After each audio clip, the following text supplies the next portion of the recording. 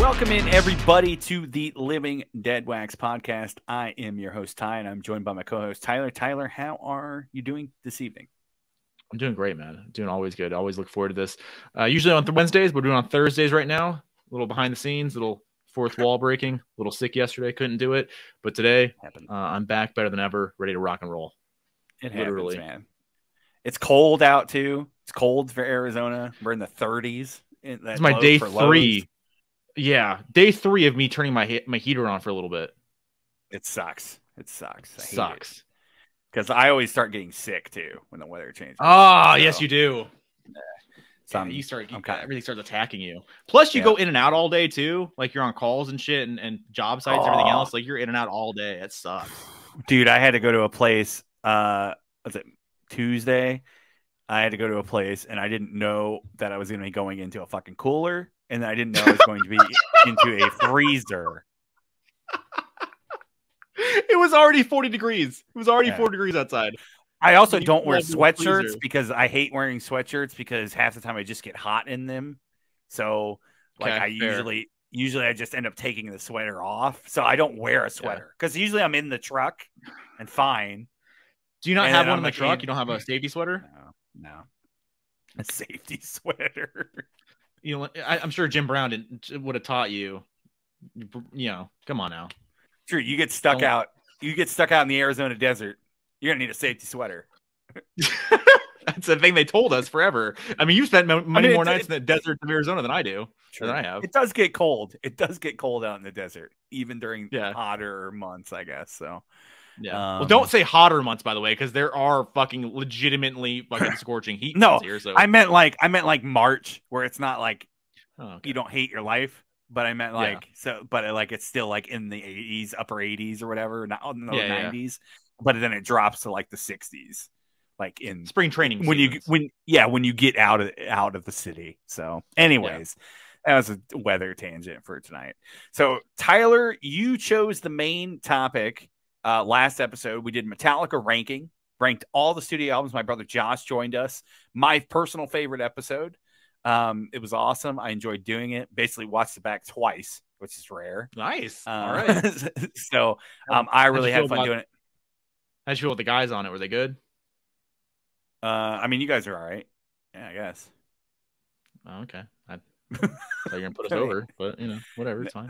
No, I'm just joking. No, it was an awesome episode. I suggest check it out if you're into Metallica or want to learn more or listen to us talk about Metallica. So Tyler chose the topic, and we'll let him introduce that tonight. So go ahead, Tyler. All right. So my topic this week was top 5 favorite lyricists. I was always a big am a big lyrics guy. And I've been since I was a kid. I was reading liner notes and lyrics and everything, being obsessed with that, loading them on my iPod, my 30 gig video iPod. I would just load up the lyrics on there and then triple click and then would go over to the lyrics and read along with the song. So nice. Mm-hmm. I just found out a lot of people didn't know that was a thing. They didn't know you could load lyrics on there. I don't know how I found that out, but when I did, I was like, this is fucking a godsend. And I would load up. So I loaded up. Probably not this much, but maybe like 2/3 of my iPod because I had I didn't have many songs on the iPod. I had records, so I didn't like do randos. So that was another moral thing that I did here. I didn't do single songs. If the guy didn't have a fucking whole record, I wasn't having it. You know what I'm saying? Gotcha. Yeah, I wasn't celebrating the one-hit wonders here, okay? We were going for straight albums. And but I would load lyrics on all. I had Zeppelin lyrics on there, for God's sakes. Like, I did Zeppelin, I did, like, Blink-182, I did Brand New, I did Manchester Orchestra, I did Mickey Avalon was another one that I did. Just full lyrics. I think I did Jay-Z songs, too, or records. I did a bunch of stuff.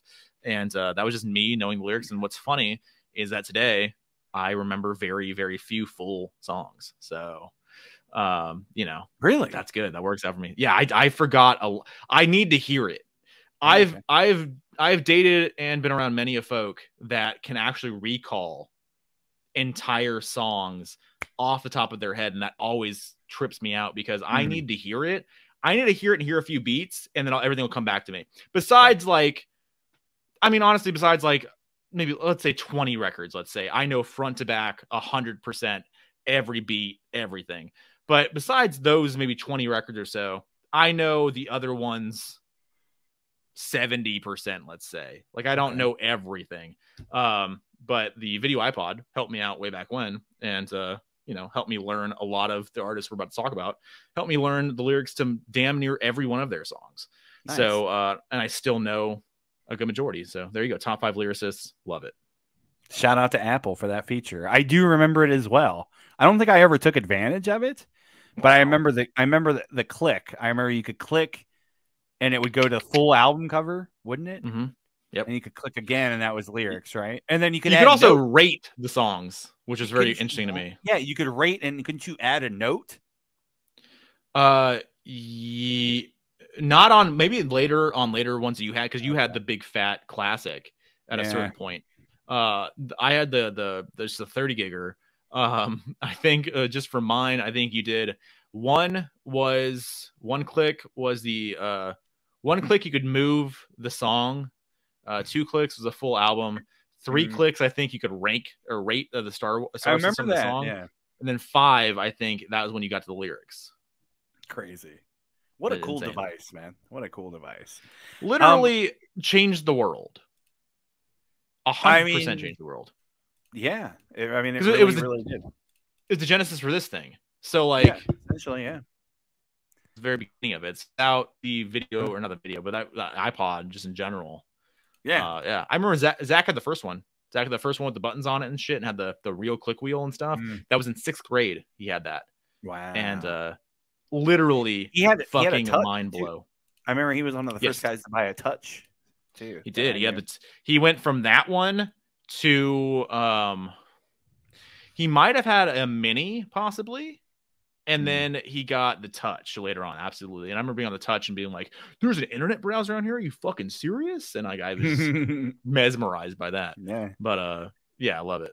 There's a good topic in there somewhere, so we might revisit that one back in the day or in the future. iPod memories.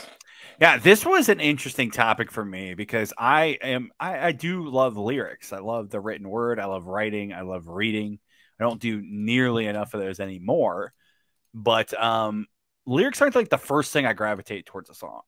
So I can listen to music with unintelligible lyrics, death metal and black metal, and be fine. True. And never know those lyrics and like never look them up. Yeah. So there's a lot of bands that I did look up the lyrics, stuff like that, to learn more. But so this is an interesting topic for me. There was a couple that were very obvious, and then there were some that I really had to think and like, all right, who do I want to put in here? So It was fun. It was fun though. So kind of branching out a little bit. Did you pull? So the way I did, we didn't talk about this at all, so maybe we should have. But the way that I worked, I pulled, if I could, my favorite record of that person. I tried to pull at least one record or a couple records that like had some of my songs that I could be like reference these specific lyrics. So I think we're kind of on the same wavelength there. And if you have anything that you want to personally bring up, you're obviously more than welcome to. So we're gonna do, I guess, a top 5, and then we got some honorables. Do you want to do honorables first or honorables at the end? We can just do it honorables at the end. That's fine. Okay. So are you ranking them? I'm not. They're loose. They're very loose. I'm not steadfast in any of these. Very loose. All right. No worries. So are you ranked? I mean, I have one that is my top. So fair. I guess I'll just leave it that way. So I'm same way. Okay. Gotcha. Alrighty. So Tyler, I guess if you want to kick us off with your first choice, let's go. Let's get into it. All right. So I went somebody we can both actually talk about here. One of my top 5 lyricists of all time. I've honestly ebbed a little bit from his most recent output, but consistent 5-6 records here, just top tier. And that is one of our British brothers and sisters here. Mr. Frank Turner. On my list. Nice. He's on my list. I pulled him. He was in my honorables, so I love it. Yeah. You can go ahead and run through yours, and then I'll go through mine. So I love it. So this is not my favorite record that he did. It's not, but it contains my favorite song that Frank ever wrote. So I Am Disappeared. That's my favorite Frank Turner song. I remember when I first heard that song, my buddy Jake, who originally got me into Frank Turner way back when, he heard it. Frank played it for a radio session over in Europe somewhere, and he had like a really weird like radio video, but it wasn't like the proper sound. Like it wasn't the actual recording or anything. It was like a fan cam basically of the radio session. And it was before it came out. And he sent it to me, and it was called Bob Dylan at that point. And then so when I saw that, I was like, oh shit, this is next level. Because I was already a fan of Frank. And his first two records, his first two real records, are very lyrical, and I love everything. And they're, you know, much faster, more punk vibes, and still on here as well, but just a little bit lesser. He gets a little more acoustic driven, I guess you want to say. Still some rockers on here, I guess, but yeah, I still believe it's on there. It's a fun song. I still believe, yeah. So on this particular record, Peggy singing blues, great. Yeah. I still believe that's a major live song for him. All of his songs though, like so many are great live songs. Like they all just hit in the crowd knows every line. We've been there 3-4 times now. We've seen him, and just fucking great. Just a great show every time. So singer songwriter out of Britain. I don't know if London. I think that's insulting to certain people if they're not from London, because they hate being called London people. But I don't know where he's from. But he's over there, over in Great Britain, and. So growing up in hardcore punk bands, and then transitioned into being an acoustic singer-songwriter, and still brings a little bit of the rock and roll touch in there. But Frank Turner, England Keep My Bones is the record. Just fucking love Frank so much, and his lyrics never fail. Yeah, I mean, I Am Disappeared is an awesome fucking song. That's easily a top 5 Frank song for me, for sure. And I actually got into Frank through Tyler. Cause I remember one night we were hanging out, and he was playing with Social D. Yep. And did you have tickets? No. So Jake texted us, and I was texting Jake, and I was like, "Hey man, what's going on? And what are you up to tonight?" And he was like, "I'm seeing Social D." And I was like, "Oh, it's cool, sick." And I was like, "It's awesome. It's gonna be a fun time." He's like, "Yeah, and whatever, right?" And he was like, "There's a guy named Frank Turner opening," which I knew Frank through Jake before, and so he's like, "Yeah, Frank's opening." I was like, "That's cool, whatever." And I just kind of played it off, right, whatever. And I just liked what I heard from Jake. And then like 10 minutes later, he was like, "Hey, Social D just canceled. So every ticket has been refunded. And if you want to stick around, you want to come, it's $5. And you get a Frank headline set." And he's like, "I've never seen that before, really, in this," because it was a big venue here. And he's like, "I've never seen that here. So if you want to come down, I'd recommend being here in the next hour or so." And I was like, "Oh shit!" So then me and you went down there. We got lost, by the way, going down there. That's when we got lost going to Marquee. And funny. It was 2010, maybe, let's say. And it says in 2010, probably 2010. Like yeah. We got lost going to Tempe, or going to Marquee, and then we stuck around. We saw the whole set, and it was fucking awesome. It was really, really cool. Yeah. And I'm glad that I was passing that on to you, because I remember you were stoked that night. Yeah, that was fun, and that was the first time I had listened to any of those songs, and then immediately dug them. And then I remember they're around here somewhere. I bought this album and Poetry of the Deed too, which I didn't pull, but I have it back there. I bought this album on CD, which I got signed. This is also signed. We met him at a Zia signing. I don't have this signed. I have everything else signed, but I didn't have this. I have that signed. I don't think you owned it at the time or something. I didn't. Yeah. I pulled this out. Honestly, Long Live the Queen. It's on here. The great live staple as well. Absolutely. That's definitely obviously a personal song to Frank. A lot of his songs deal with personal issues, relationships. And yeah, he's a folk punk guy. Honestly, I would recommend Frank to literally anybody. You know, you can tell he loves. He's a great storyteller. He is a great storyteller. And you can tell he loves just music in general. Yeah. You know, he's a Maiden fan. He's a Slayer fan. So he listens to, obviously hardcore as well. And then you can tell he loves Bruce and singer-songwriters and stuff like that. So he kind of melds all those worlds into one, which is really, really cool. This is a really good record. Photosynthesis, Yeah. Substitute's a really good song too. So if you really want to get into like relationship stuff, this is a record that's pretty deep too. Tape Deck Heart. This probably has my favorite song on here, The Way I Tend to Be. I knew that was your favorite song. Yep. Yeah, I absolutely love that song. This whole record's really solid. You really can't go wrong. Recovery is a cool song too. Losing Days. Yep. Those first 3 songs are really good. And then this is when I stopped listening to Frank, and I don't know why, but I really love this record. Yeah. Positive Songs for Negative People. Also signed. Honestly, Get Better is a really cool song too. Mm-hmm. And this record is the title. It's Positive Songs for Negative People. Every song is pretty upbeat. It's got a positive message and vibe. So if you're trying to like get through something or get through like depression or whatever, or just a vibe that you're feeling, this is a cool album to put on. I had this on CD when it originally came out, and I had this in the truck playing a lot. Well, we both had to buy that because we bought that CD because we got the wristbands to go see him do the acoustic set at Zia. Okay. Because I still have mine sealed over there. Yeah. So I must have bought the CD and the vinyl, I guess. Yep. Gotcha. I just remember now that we talked this before, but I just remembered again that I bought all the records that first night we saw him at the Marquee. I bought all the records that night, and then I left them at the merch table. I remember that, which is really weird.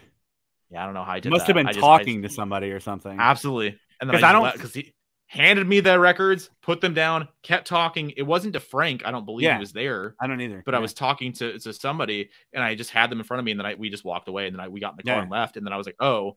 And I don't think I realized it until actually days later. I was like, oh shit, I don't have those records, man. Like I left them at the merch stand. So that kind of sucked.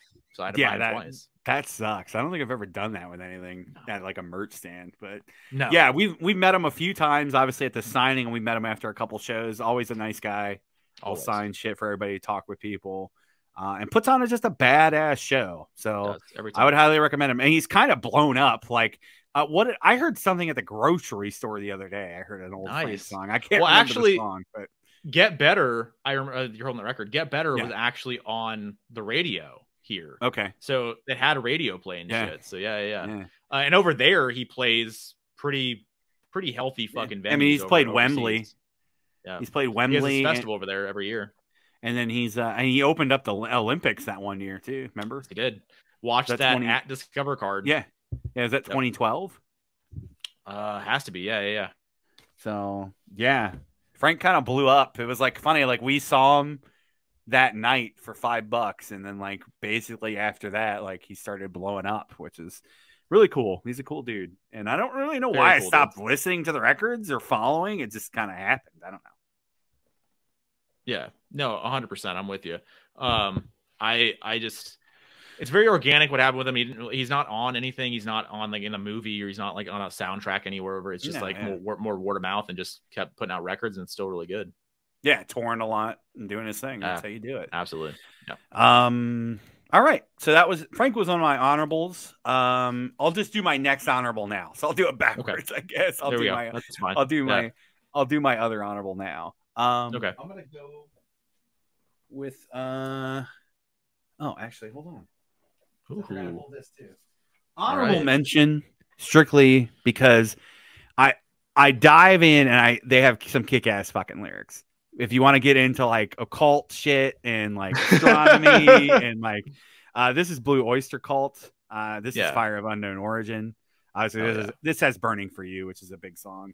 But obviously it's got Veteran of the Psychic Wars, which is a kick-ass song. Joan Crawford is a really cool song. If you want to dig into like and get really into like weirdo like occult stuff and like stories, BOC's the band. I put them in my honorables because I've dabbled and I know like very high level stuff I haven't deep dove in.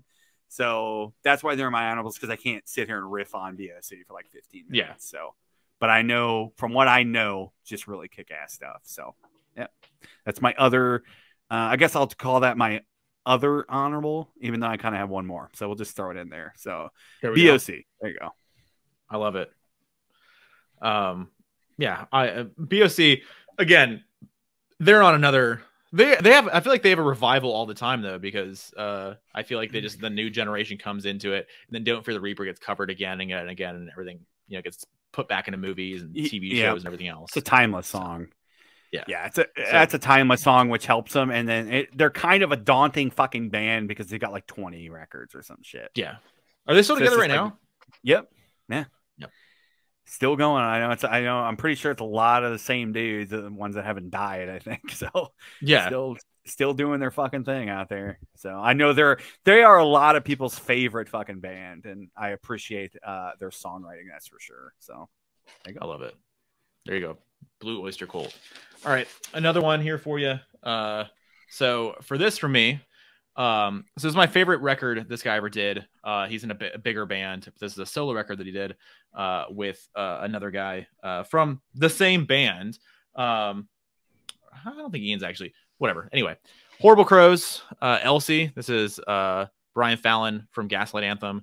And I don't think Ian Perkins is also in Gaslight Anthem. I don't believe he is off the top of my head here. But I'm a much, much, much bigger fan of Brian's solo output than I am actually Gaslight Anthem. Gaslight Anthem is a very, very big band.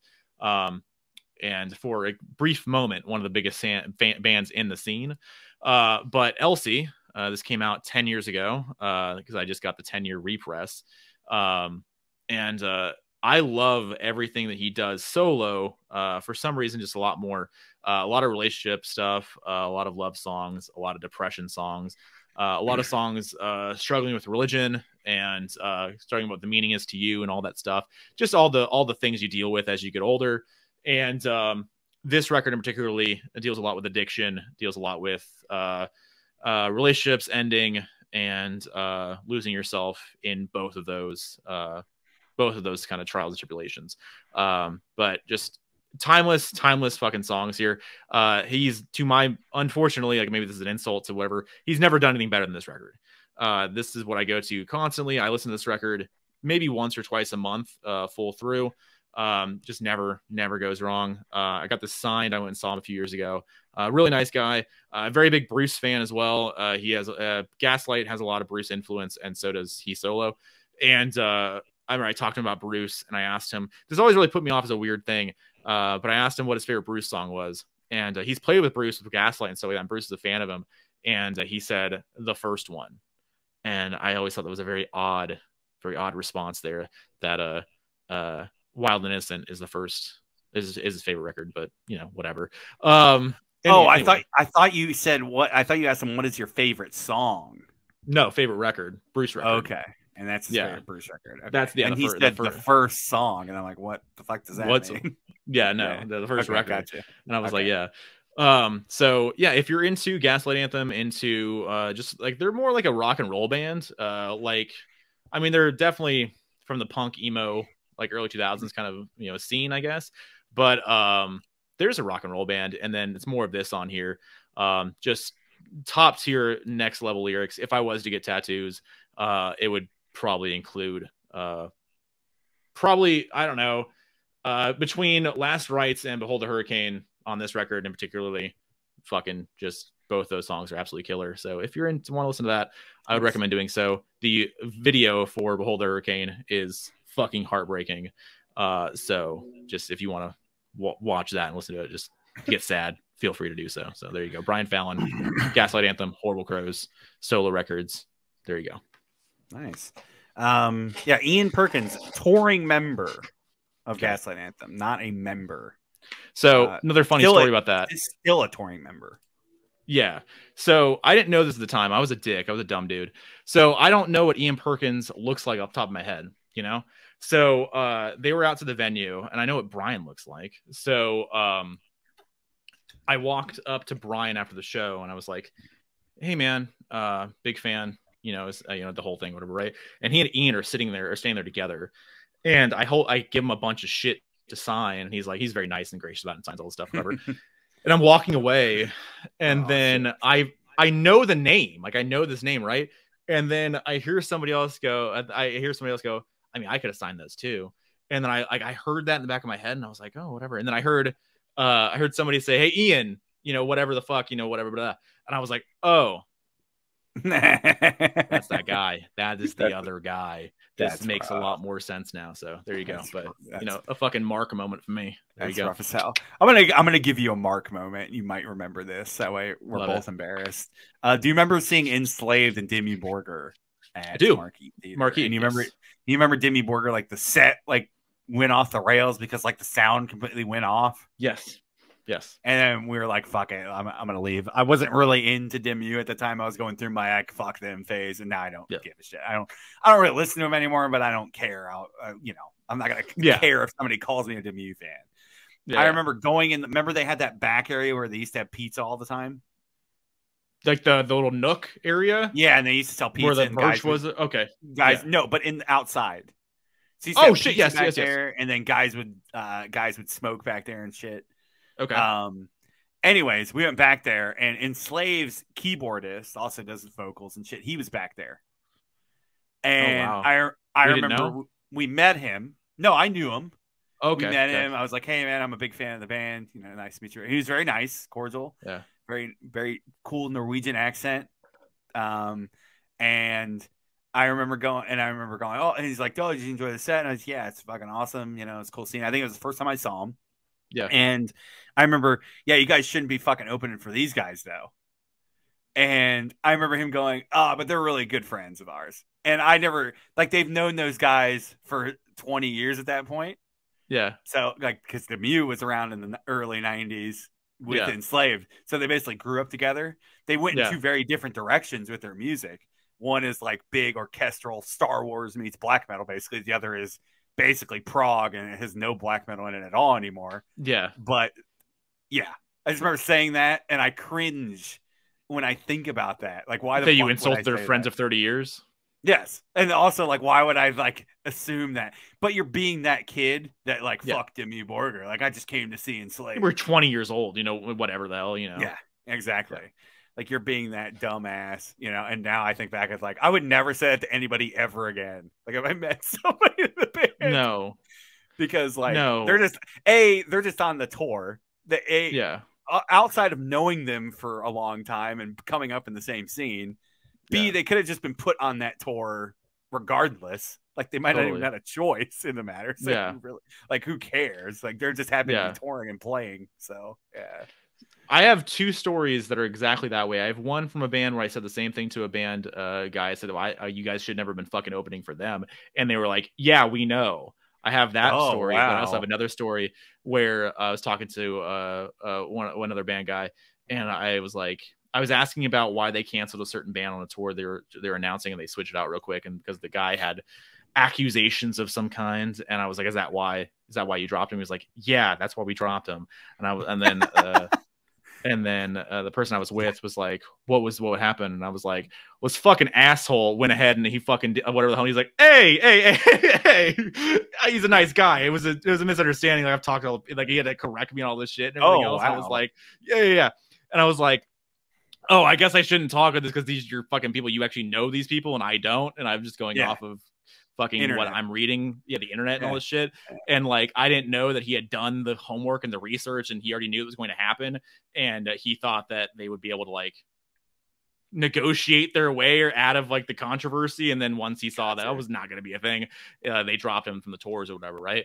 But he was like, no, he's a good guy. He's a friend of mine, good guy. Misunderstanding. I talked to the person that we're talking about, and I talked to the other person, and like, it was just a misunderstanding. Like, it was. But things are the way they are and whatever, right? So I had the exact same thing happen basically there. And then the other one, I had the band go, yeah, we know. That's so it was funny.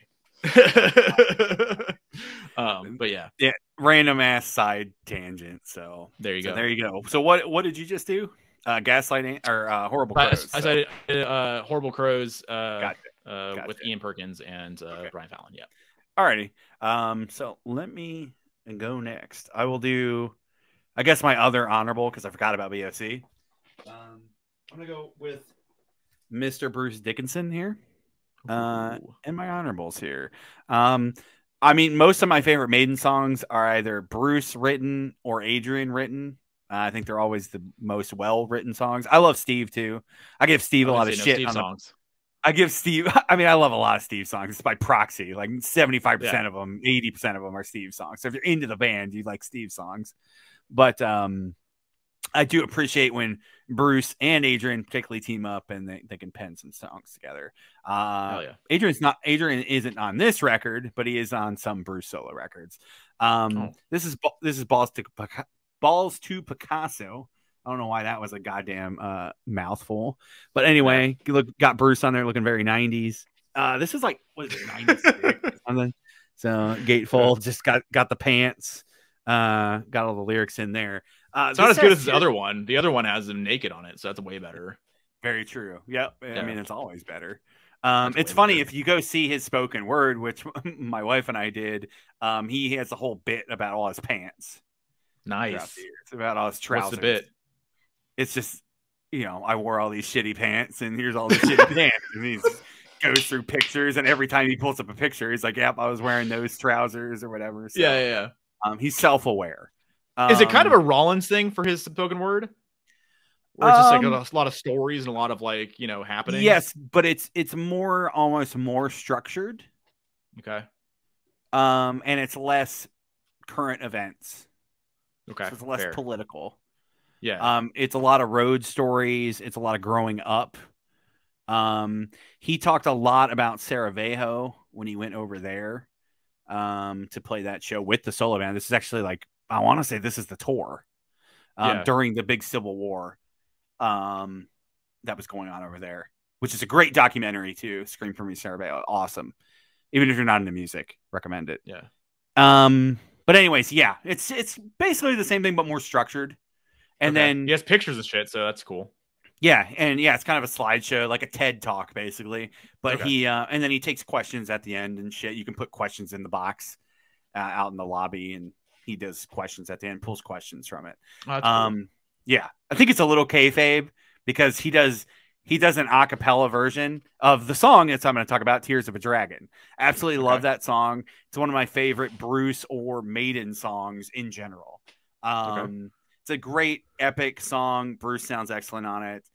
Really cool lyrics. It's kind of this record is very kind of, it's got a lot of politics and war on it. And that's what I appreciate about his solo stuff. He dives into stuff that he's not going to dive into on Maiden records. Okay. Maiden doesn't get political unless they're talking about history, really. And even then they usually don't take sides. So, I do appreciate that because it's a different avenue. But Tears of the Dragon is a great song. But I was getting to, I think it's kind of kayfabe because he does an a cappella version of Tears of the Dragon every night as the last song. Okay. And he'll pull the question out and it'll be like, "Can you sing a bit from Tears of the Dragon?" Be like, "Okay, whatever." And I've looked it up and he does that every night. So I'm like, yeah. So he's kayfabing a little bit there. But this is a fun record. All his solo records are really good. He's got a new one in the works that's been talked about for a while, so hopefully we get that soon between Maiden tours. So definitely. Does he have a lot of solo records out there? Or I know he has 3 of them. Does he have more than that?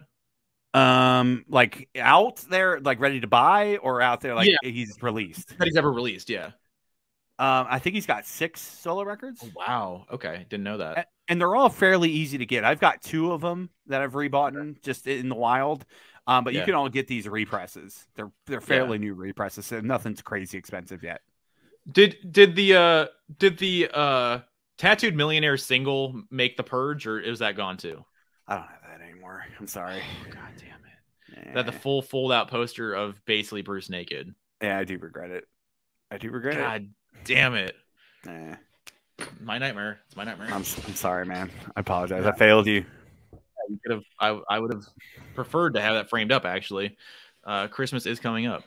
I remember we found that, or I think we found that, and then I bought it for you later. Then we put it back or whatever. It was like $10, and I think both of us were broke, so we didn't have it. So I put it back, and then I remember I bought it for you later because I remember I was in the old apartment, and I remember giving it to you, us opening it up, and it was just a massive fold out single poster for Tattooed Millionaire. And Bruce is literally fucking naked. So he's not literally naked. I think his dick is almost out there. No, I think he's wearing the tights, so you could see everything, but he's not naked. He's got a vest on. I'm not gonna picture. You've seen the picture with the clock though, right? Seen it in my dreams. What? You seen the picture of the clock though, right? A clock? With You Bruce? ever seen it? Yeah. I don't know. Maybe. Look up Bruce clock pants. Bruce Dickinson pants. Too meta here. Clock. Clock, CLOCK? Yes. Oh, yeah, with it. I've seen that, yeah. Our friends at home, look up that picture as well, and then you'll see why it's so great. Yeah, we don't want to get banned. Well, that's not a real pant. Somebody added the clock on there. Is that true? I haven't looked that closely. Okay. Yeah, the regular pants are just showing is whether or not he's circumcised or not. And he is. So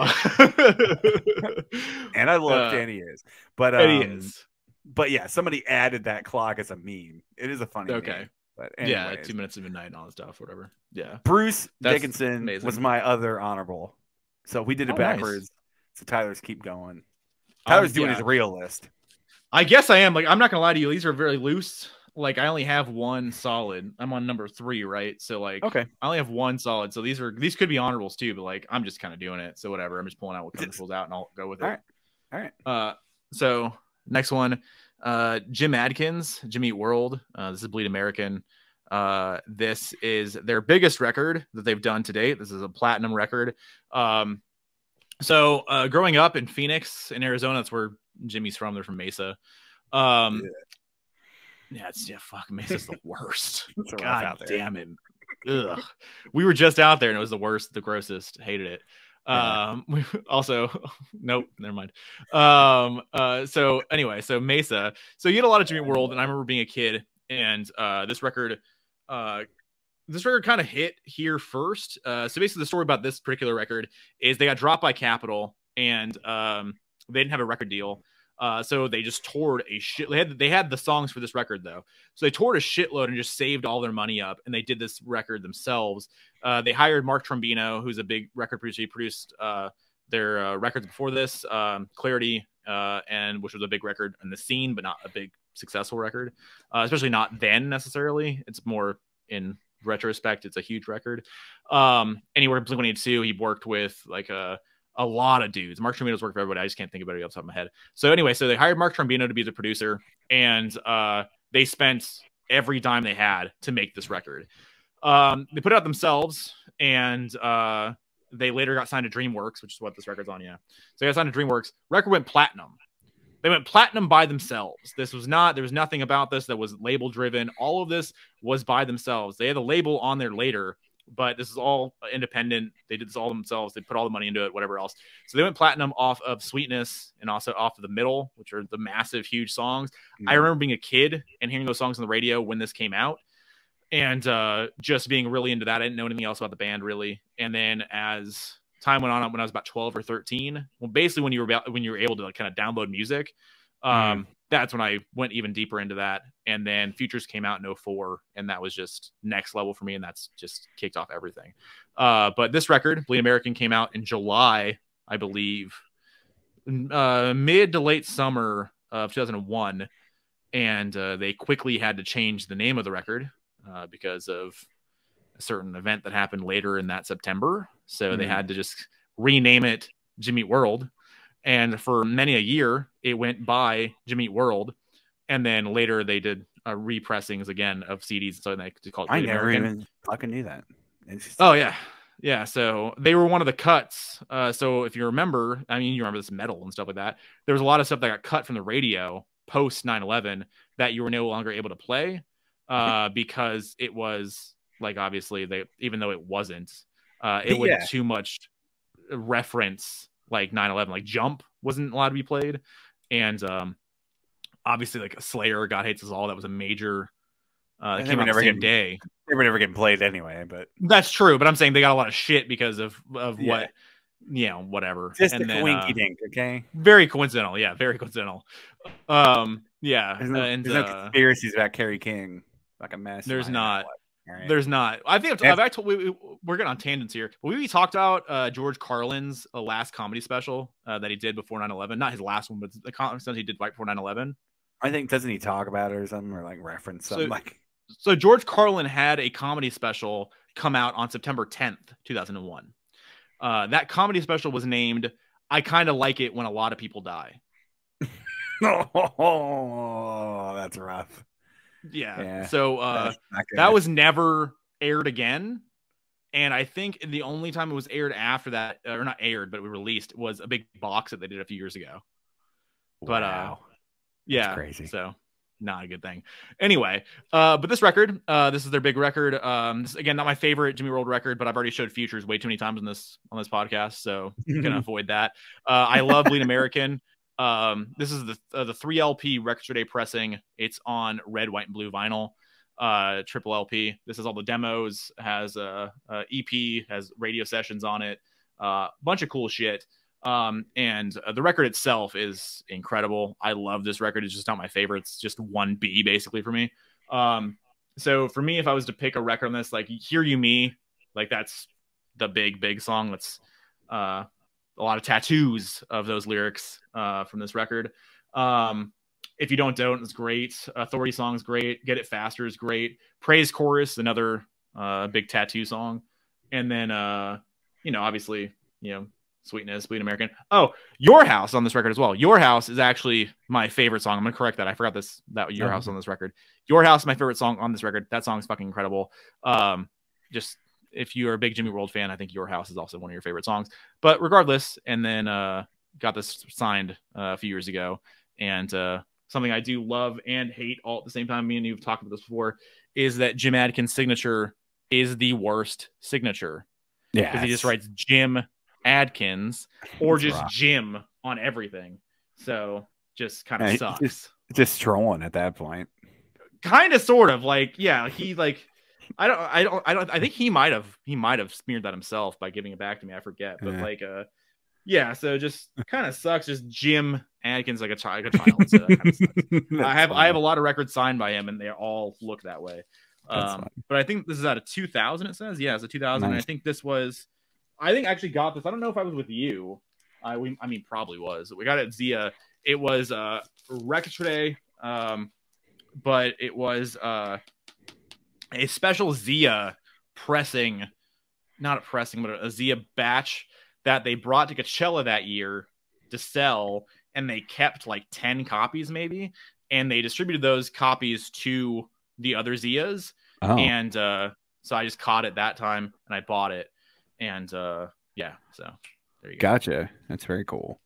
They are a band that just like, I don't know why, but like my brothers weren't into them. Like I think Colin and Josh like appreciate some of the stuff, but like because of that, I maybe would be in them if they just completely passed me by. Yeah, I feel like I didn't really know anybody who really loved them until like really me and you started hanging out. Honestly. Yeah. So middle school. But yeah, I feel like grade? Yeah, first grade. Yeah. No, yeah, I don't know. I feel like this would be up Colin's alley. I think Colin, yeah, without asking him right now, I think Colin's a fan, but I think it was what you said. I think Colin's a fan of a handful of songs, and he never really dove in. Yeah, I know he appreciates some of it. But yeah, they were just like, I never got brought up in the house for whatever reason. So just like completely passed me by. So that's fair. Yeah. Arizona boys represent the local scene. Hell yeah. Yeah. Them and the Gin Blossoms and absolutely Roger Klein and the Peacemakers. Yep. And Alice Cooper. Yeah, that's all we got. That's literally all we have. Stevie Nicks lived here once. Dave Mustaine. So there you go. I mean, I think Stevie was born here or in Tucson. Was he? Okay. I think so. Also, Linda Ronstadt's in Tucson.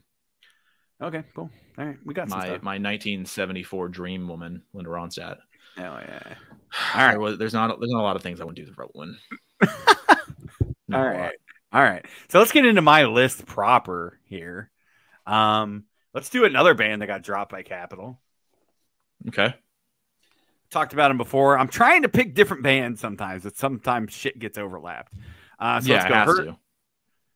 I just pulled all the CDs. So we got the Reconsummation. This is a re-release of their first album that they put out after like Volume 1 came out. Okay. This is really good. Got a lot of like B-sides and early cuts on here. This is their last record, The Crux. Really good. This is 2 copies. Goodbye to the Machine. This is the record they put out self-released after Capitol dropped them. Got the myspace.com .hurt on the back. Hell yeah. And we got Volume 2 and Volume 1. Jay Lauren, he's the main songwriter, main guy behind Hurt. Very powerful stuff. A lot of religious themes. Grew up in a very religious household, very orthodox. So that obviously penetrates a lot of his lyrics. A lot of like drug stuff, very personal, that type of stuff. So if you're into that, like well-written type of stuff, there's a lot to dig into there. Very depressing stuff.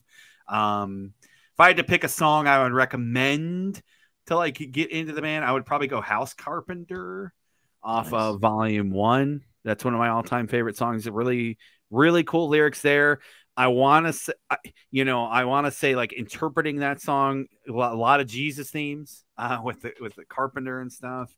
But honestly, you can't really go wrong. I love all of these records. They're really, really solid. And I wish they were still going today, but they're not. And so be it. We'll celebrate the old stuff. So I would recommend this if you're into hard rock, with a different flavor. A lot of violins, strings, stuff like that. And I really like this record too. This is their last record, and I think with fans too, like it doesn't really even get talked about a lot. So really.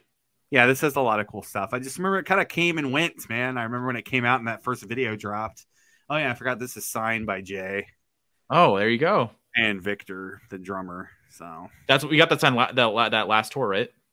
Yeah, the last time I ever saw them. That was their last tour I think they ever did. That's crazy. Yeah. That was their first tour in a long time, too, right?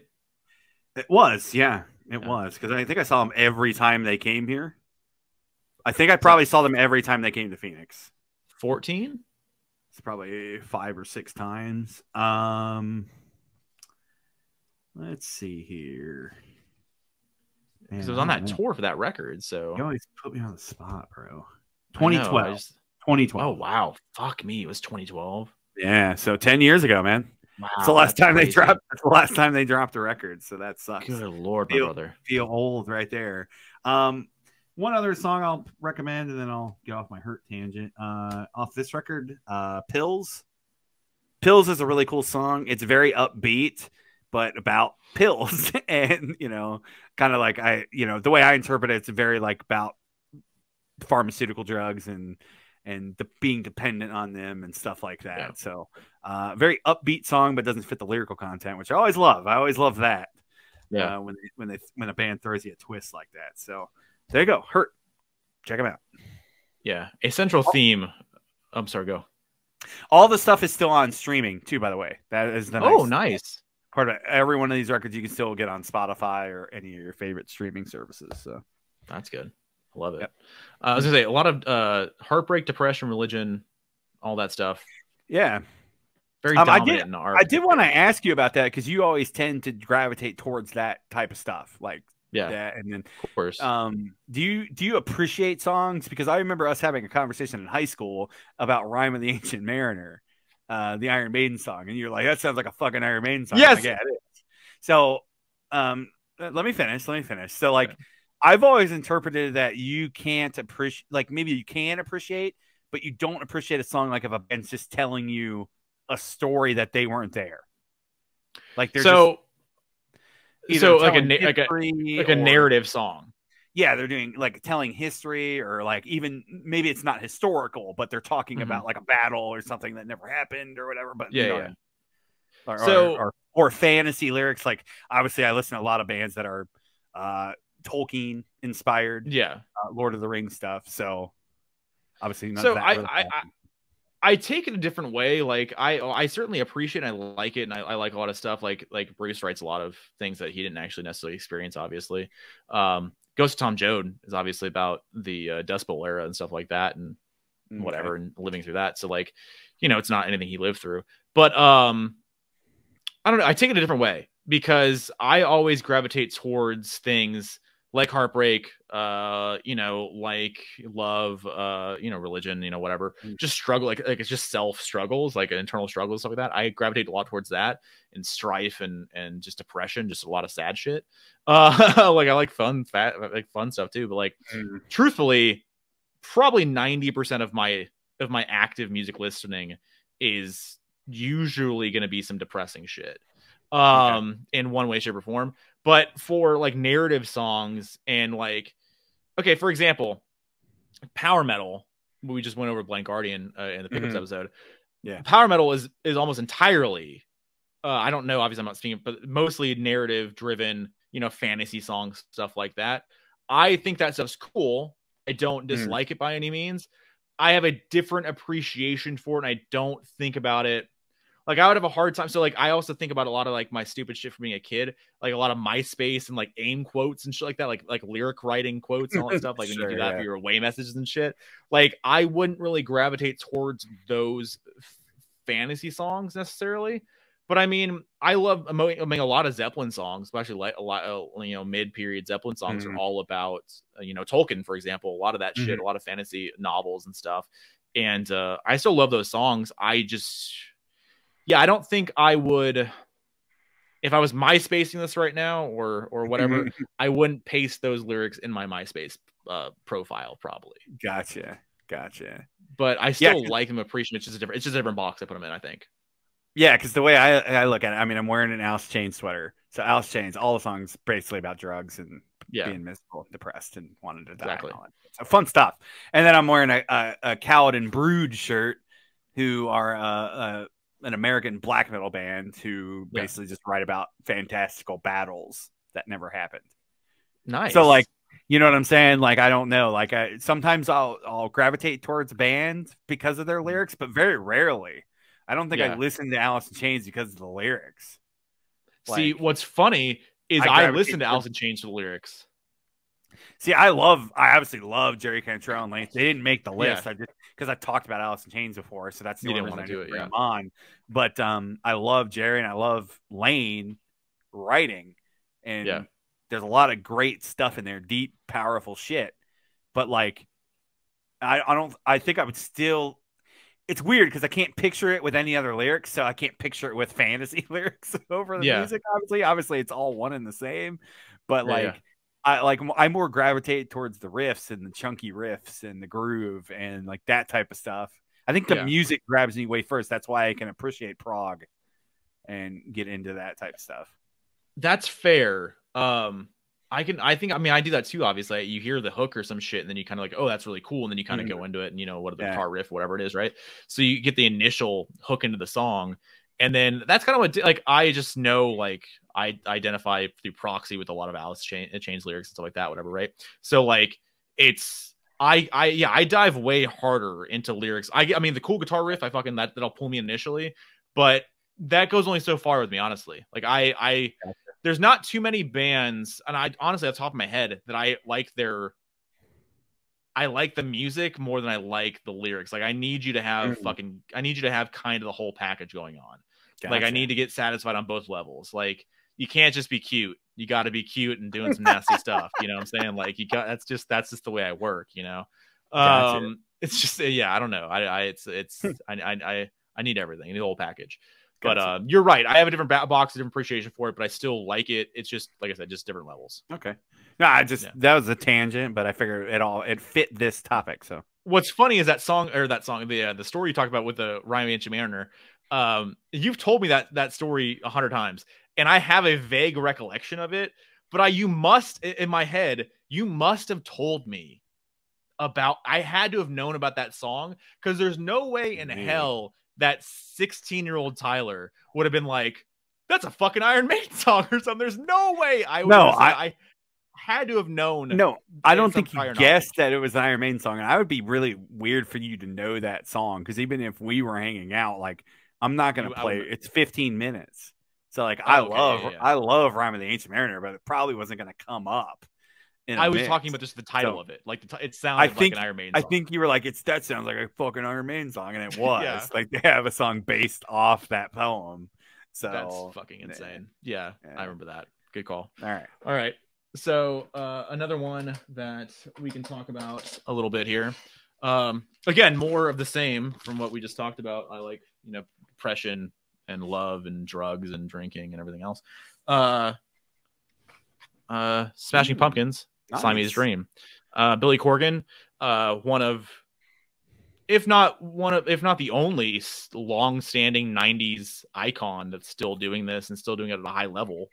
There's not too many left, unfortunately, for various reasons. But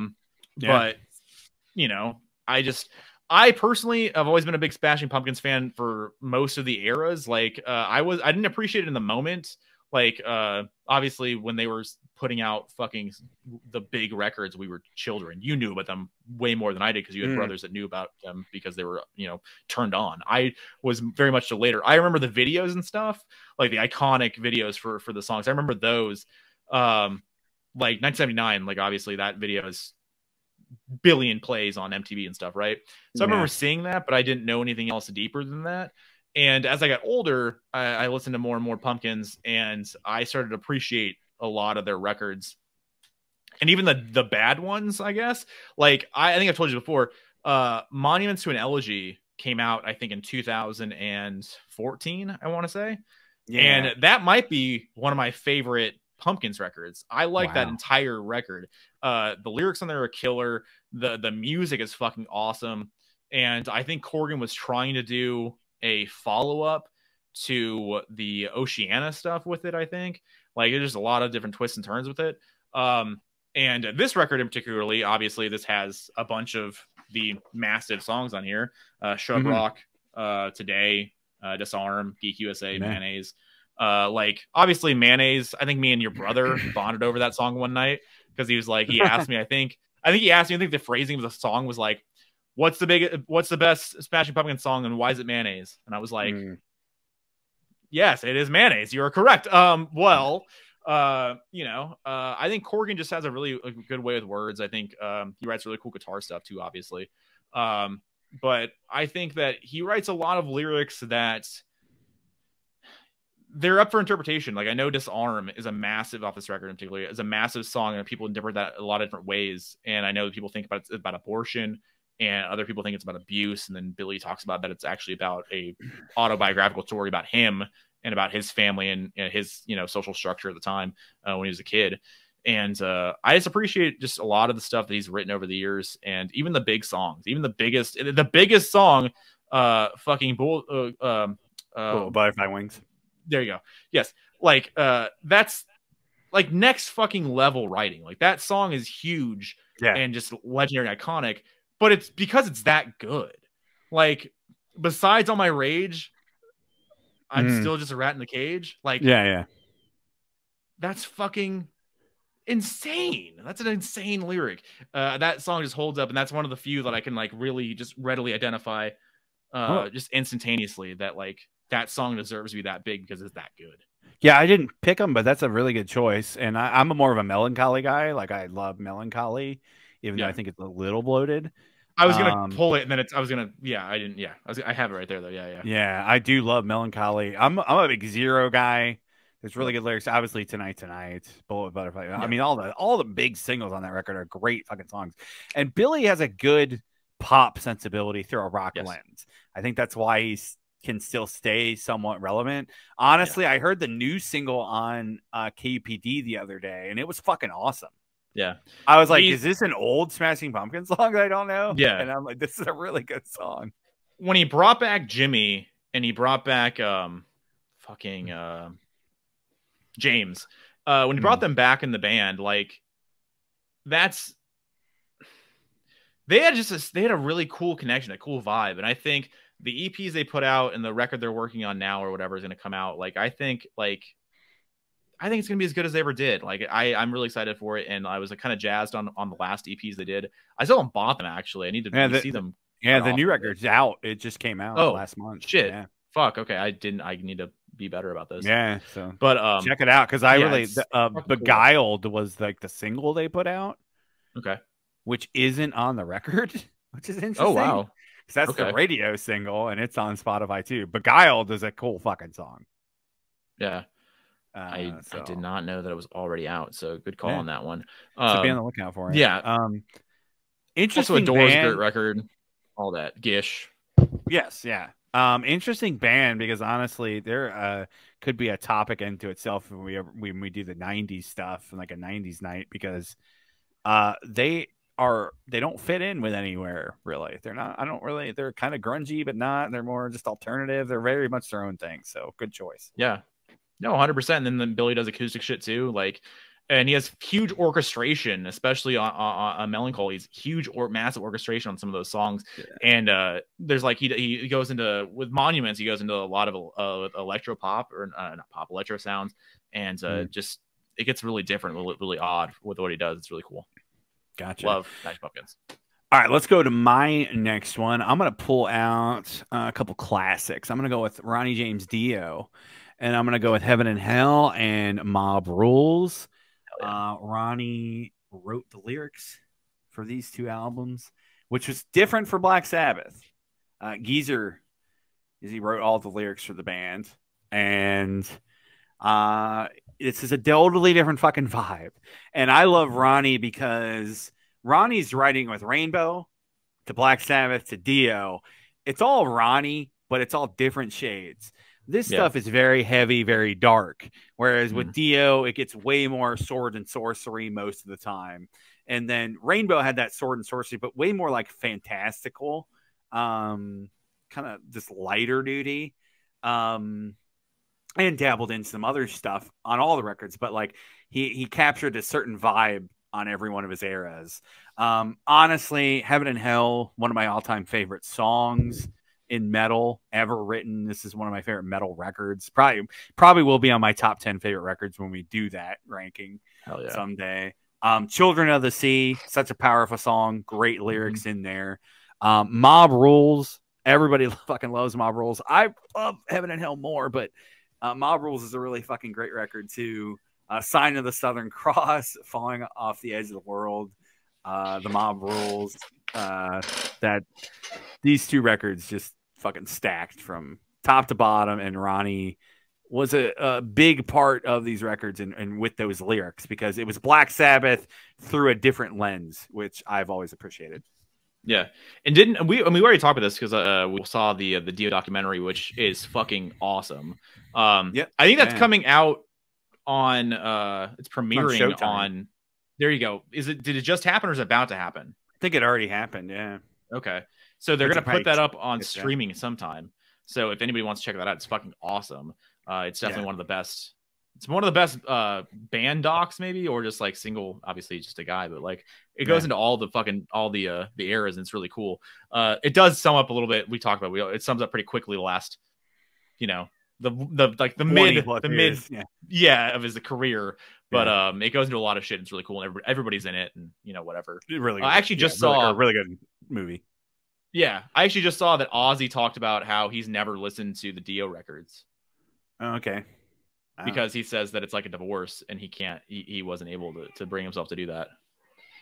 It's really interesting. I guess I don't know. What was the story you told me a few months ago about Ozzy and Dio? Ozzy had a elf on tour, right? Yeah, he would like decapitate an elf. Yeah, and it was named Ronnie, right? Yeah, Ronnie the elf. Yeah, doing good. Yeah, good bad blood there. Classy. Basically all the way to the end. It's not even Ozzy; it's just Sharon. So I don't even like. I don't even blame Ozzy at all. He's just a pawn in the game. Like. It's really funny when you think about one of the biggest guys in metal is actually second fiddle to his wife in the household. I mean, he is hilarious. Yeah. Like all that, or in the industry, really. All that negative shit is mostly from her side. Like, honestly, that's fair. Whenever you hear of that stuff, it's never. Yeah, you're right. It's never Ozzy. They never bring up Ozzy being shitty ever. No one ever says that. They just immediately go, "Well, Sharon does X, Y, Z, or whatever." Right? Yeah. So like, no one hates Ozzy. Everyone hates Sharon. Pretty much, yeah. So, but anyways, great fucking records, great songwriter, and I appreciate all the Dio stuff, but those are probably my two favorite, like written, penned Dio albums, even though they're Sabbath. So there you go. Love it. There you go. All right. I have a cat here that's going crazy because I'm not talking to it right now. All right, so let's go. Let's see what I want to do next. All right, so wait, is that 4? So this is my top 1 now, I guess. I can do that. I'm not even at 4, so I did my honorables backwards. So just keep going. Yeah, you did. All right. All right, I'll do my number 1 last. I'll just do that. Yeah, there you go. Do that. Number 1 actually last. Okay. So that's what I was gonna do. So that's fair. Yeah. All right. So another one for me that is a later appreciation in life is a legendary songwriter and musician in his own right. One Mr. Neil Young. So this is Neil Young, Crazy Horse with Live Rust, live record, obviously. This is my favorite Neil release, I think. I love Harvest too, and obviously that's the massive, huge, everybody knows Harvest record, and but everything else he did in that era is really, really great. Harvest Moon's really good too, which was kind of like a retread a little bit back to the Harvest sound, which is what the intention was. His 80s stuff is really interesting. He did a lot of twists and turns with his sound and stuff like that. Always very consistent, just writing about, drugs, writing about life, writing about heartbreak, love, death, contemplation of your existence, all the classics and everything else. I love live Neil more than any other else. I think we've talked about before, because live Neil, he just wails and just goes crazy on the guitar and just noodles and gets really weird, and everything else. Him and Crazy Horse are so tight that it's a whole nother experience listening on the record. So I appreciate Live Rust even more than I appreciate most any of his other records. I've listened to probably Harvest the most because that was the first one I ever got into. It's the most accessible, and it's the one everybody name drops. Obviously, it's the biggest record, but for my money, Live Neil is still the best Neil. But classic songs, Sugar Mountain is fucking massive. Comes a Time, also another live record. No, that's not true. Not what Comes a Time. It's something else. Forget that I said that. I forget what it is. After Gold Rush, another huge record, cool song. For my money, I think I've talked this before. Hey Hey My, Into the Black. That's my favorite Neil song. It's just so fucking heavy. The bass on it, just so cool. I love it. It's one of my favorite sounds ever. Needle and Damage Done, another huge song. Just like I said, just a lot about drugs, death, and depression. Because in this era, especially, like there's an era of the records that he did in the mid to late 70s called the Ditch Records, and it's the records that he made when everybody told him like what they wanted him to make, like they want to do Harvest over and over again. So like what Neil did is he didn't want to do that, so he decided he wanted to make records that he kind of appreciated himself. So that would be Time Fades Away, On the Beach, and Tonight's the Night. Tonight's the Night is also another really, really cool record. Again, about drugs, depression, death, all that kind of good stuff. And just kind of repeating that over and over again for life. And then even now as a 78-year-old man, still putting out new records. And his newest record, I heard a song off that a couple months ago that he put out. Also very cool, kind of heavy, cool guitar. Just never a bad thing from Neil. And just as you get older, I think you appreciate more and more of it. I think you grow into certain sounds, and I think Neil is something you might grow into and grow an appreciation for. And yeah, like I never was a Neil record Neil fan when I was a kid, but as I've gotten older and have dove into more of stuff my dad was into. Dad was into Neil, obviously, everybody was at the time, but just kind of gotten deeper and deeper into it. And just his whole vibe and, how he handles himself and his career and everything else. Just big Neil fan. So there you go. Neil Young, Live Rust. Love this. Tonight's the Night. Also a really cool record. Harvest, cool record. On the Beach is a cool record. All that stuff. So there you go. Gotcha. Good choice. I figured that was coming. Yeah. I mean, I'm not rewriting the fucking or reinventing the wheel here. Alrighty, let's get on to my next one, and then we're about done because I think I got 2 more and then my final. So okay, that's fine. All right, here we go. Find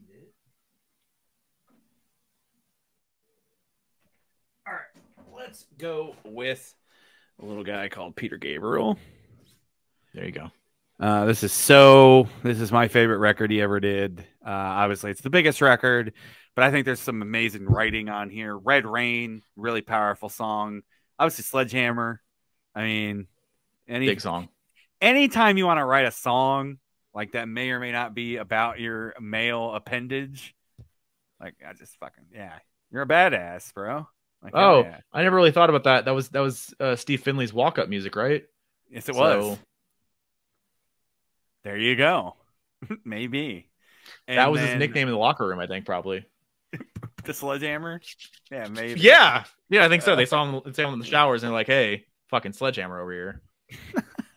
Obviously, Don't Give Up is a really powerful song. It has Kate Bush singing on it too, which is nice. There you go. Very cool. In Your Eyes, obviously the biggest song on here. Say Anything. What song? What record is Salisbury Hill on?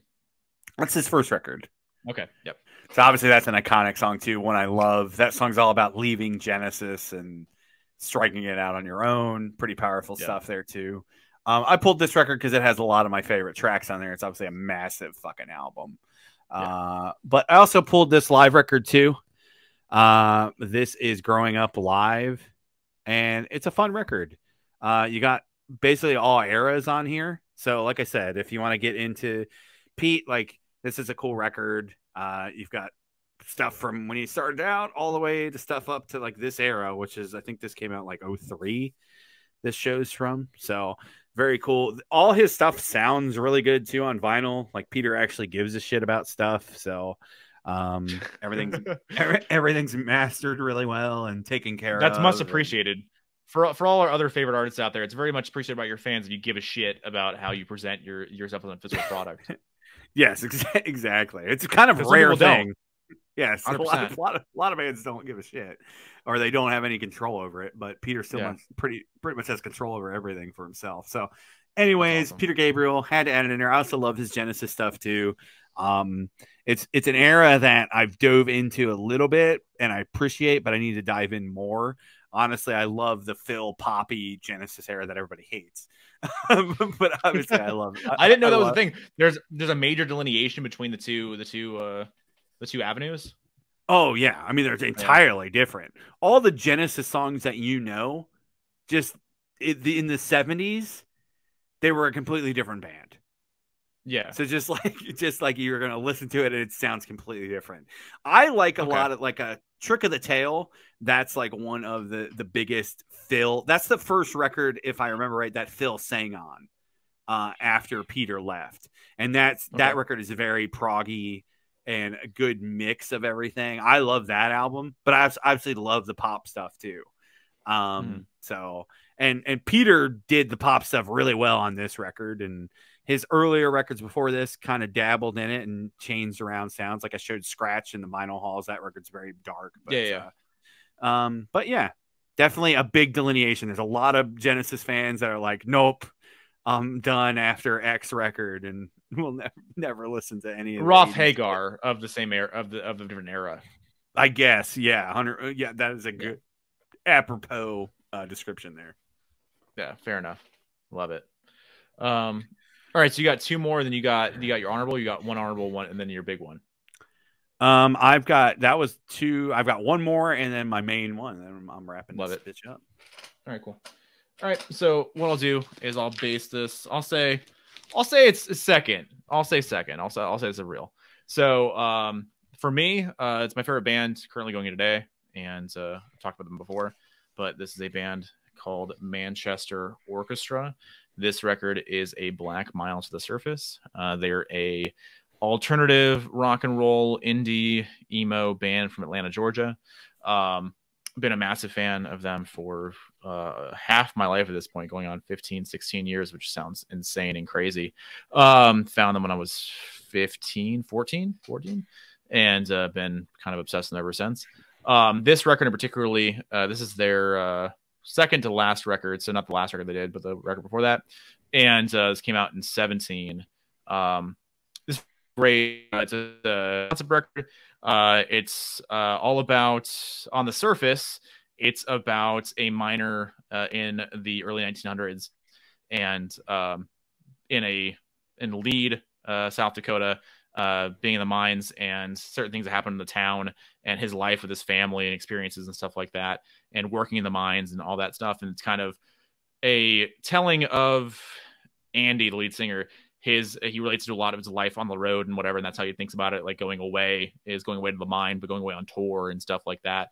And a lot of the record also revolves around the fact that Andy's first child, his daughter, was born in the writing of this record, and a lot of it is about him coming to terms with being a father and kind of figuring out what that means and having appreciation towards that and being amazed at the life that he just created with his wife, and really just kind of just next level kind of shit. And that's the first song on there is called The Maze, and her name is Maisie, and it's just him singing to her. That's how he started writing the song. He was singing to her for her to go to sleep, and he kind of just scattered the song.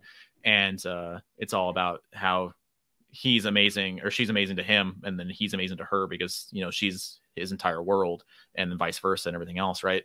And the end of the record is a reckoning. I've played this song before, The Silence. I played that song for you before, but that's him accepting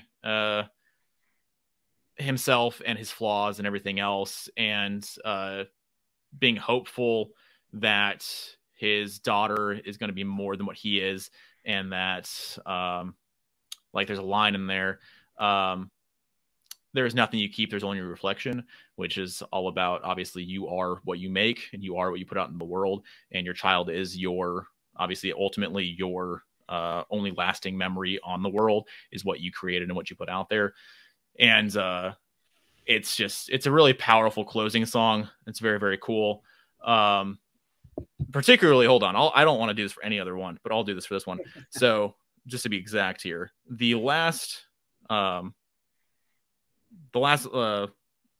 chorus or lyrics of the song here is, little girl, you are cursed by my ancestry. There's nothing but darkness and agony. I can not only see, but you stop me from blinking.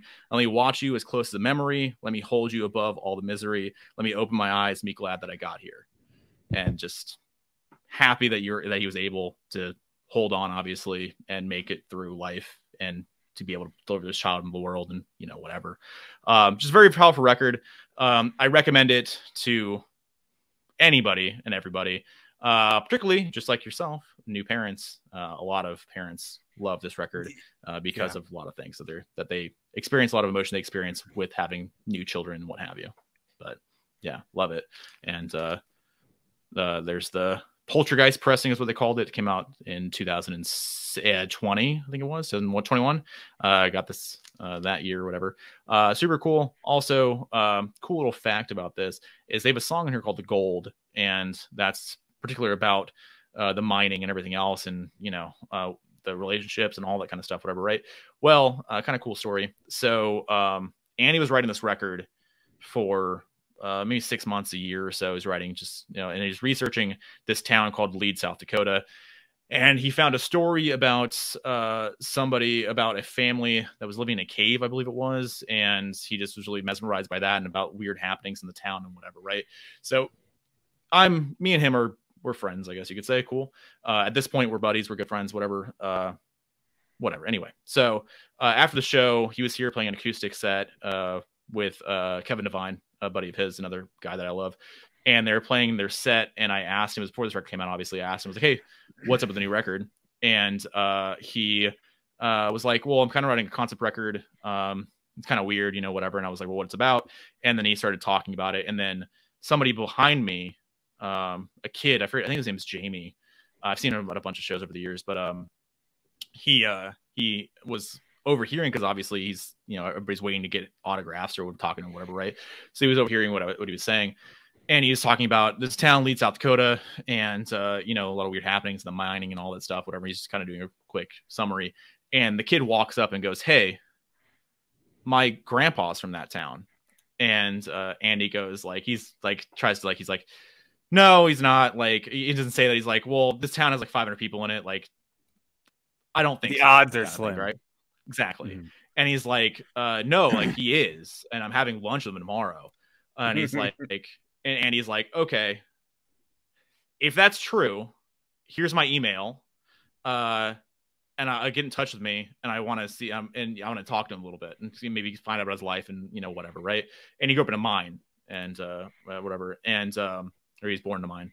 And so anyway, he wrote Andy, his grandfather wrote Andy like 4 or 5 pages in an email and emailed it to Andy, and Andy used a lot of those experiences and a lot of what he told him throughout the record and in the song The Gold.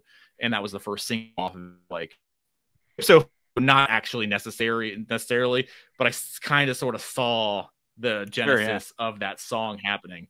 And that's one of the coolest things that I ever experienced with my favorite band ever. Just cool. See one of their big singles kind of sort of happen. That's super sick. So there you go. So Andy Hull, Black Mound of the Surface. This is the record, but a lot of dealing with a lot of love, death, depression, sad stuff. And a lot of religious wranglings as well. He grew up in a very religious household, and he just did the whole thing everybody else does. Basically, when you get older and you kind of want to figure out what you believe and what you think is right and wrong and everything else, and kind of coming to terms with that and whatever. It's a lot of narrative throughout most of the records and a lot of heavy stuff. But if you ever struggle with your faith, this is definitely a band for you. So there you go. Question for you: is he like more like very anti-religious, or no? Is there writing more like this is just me questioning things, or a lot of questioning? Like, okay, he's still religious. Like I don't think he doesn't go to church or anything, as far as I know. But I think he would still call himself a Christian. But I don't think that he would really. I don't want to speak for the man, but I don't think that he would necessarily agree with a lot of the doctrines of a lot of different Christian churches throughout the country, throughout the world, whatever. But I think he's still religious and he still believes in God and all that stuff.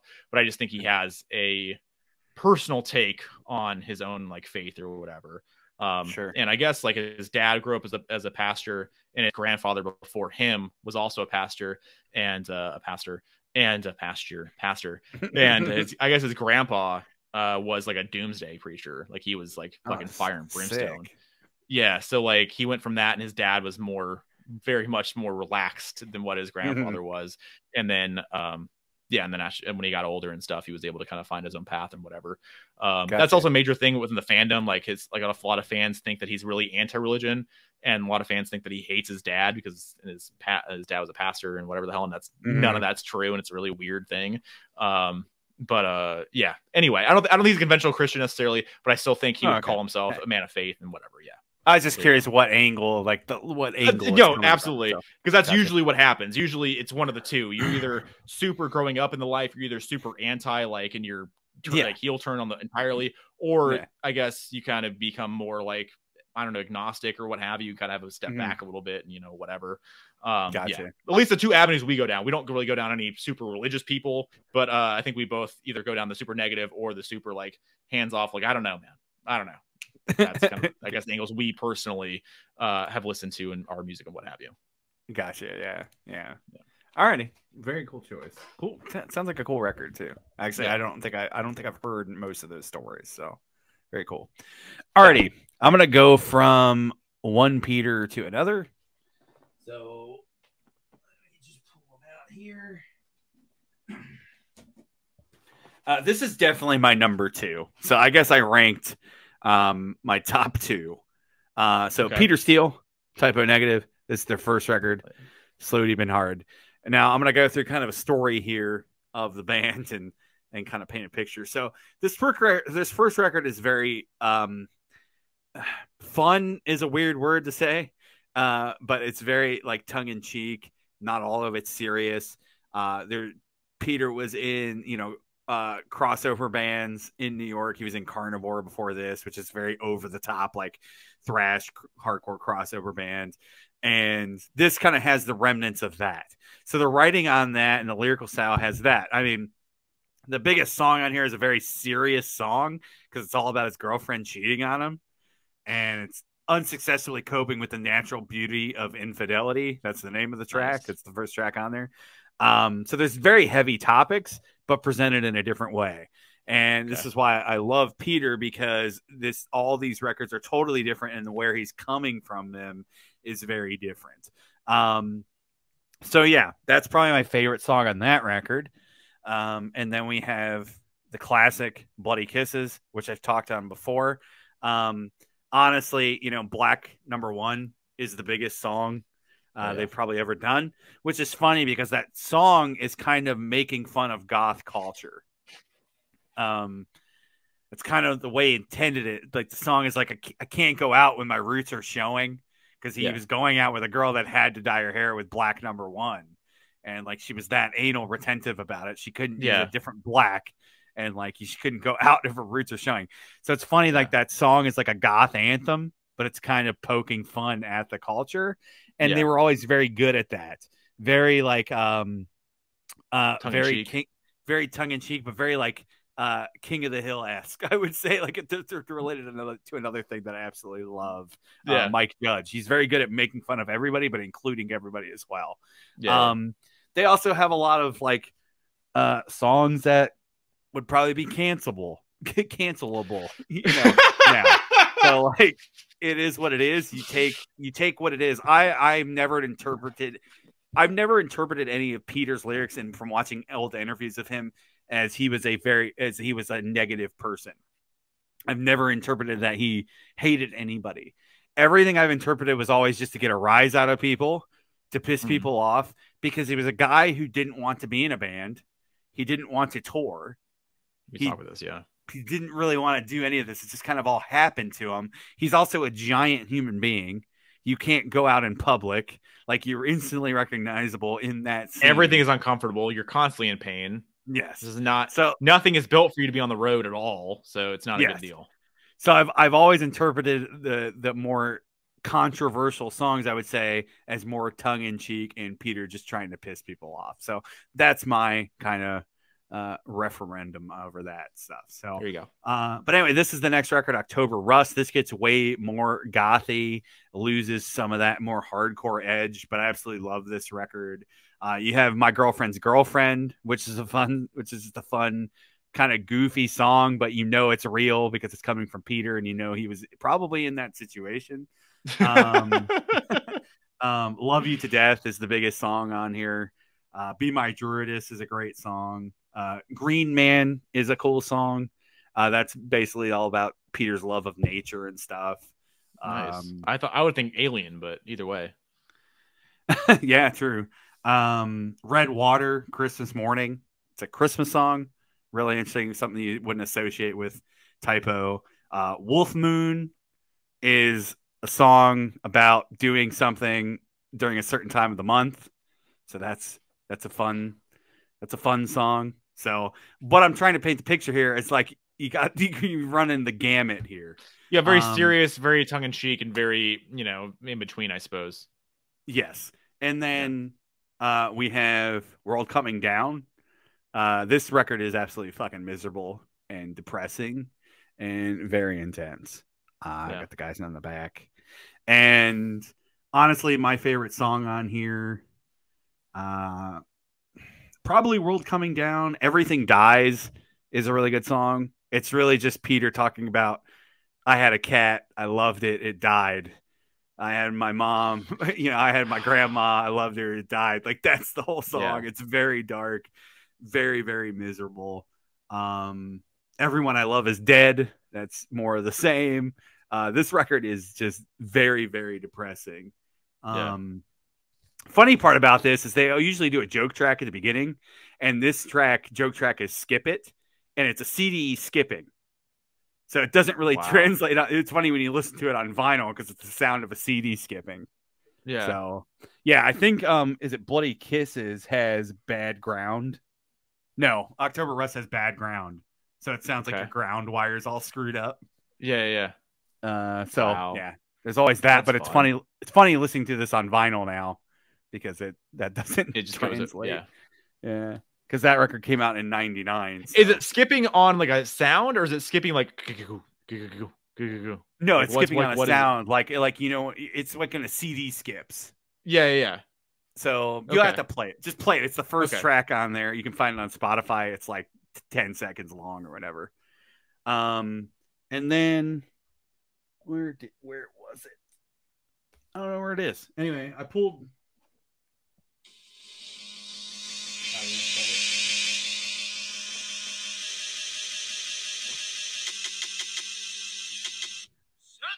Yep. Yeah. There you go. It's fine. I found it. I don't have this on vinyl yet. Hopefully next year we get the 20th anniversary.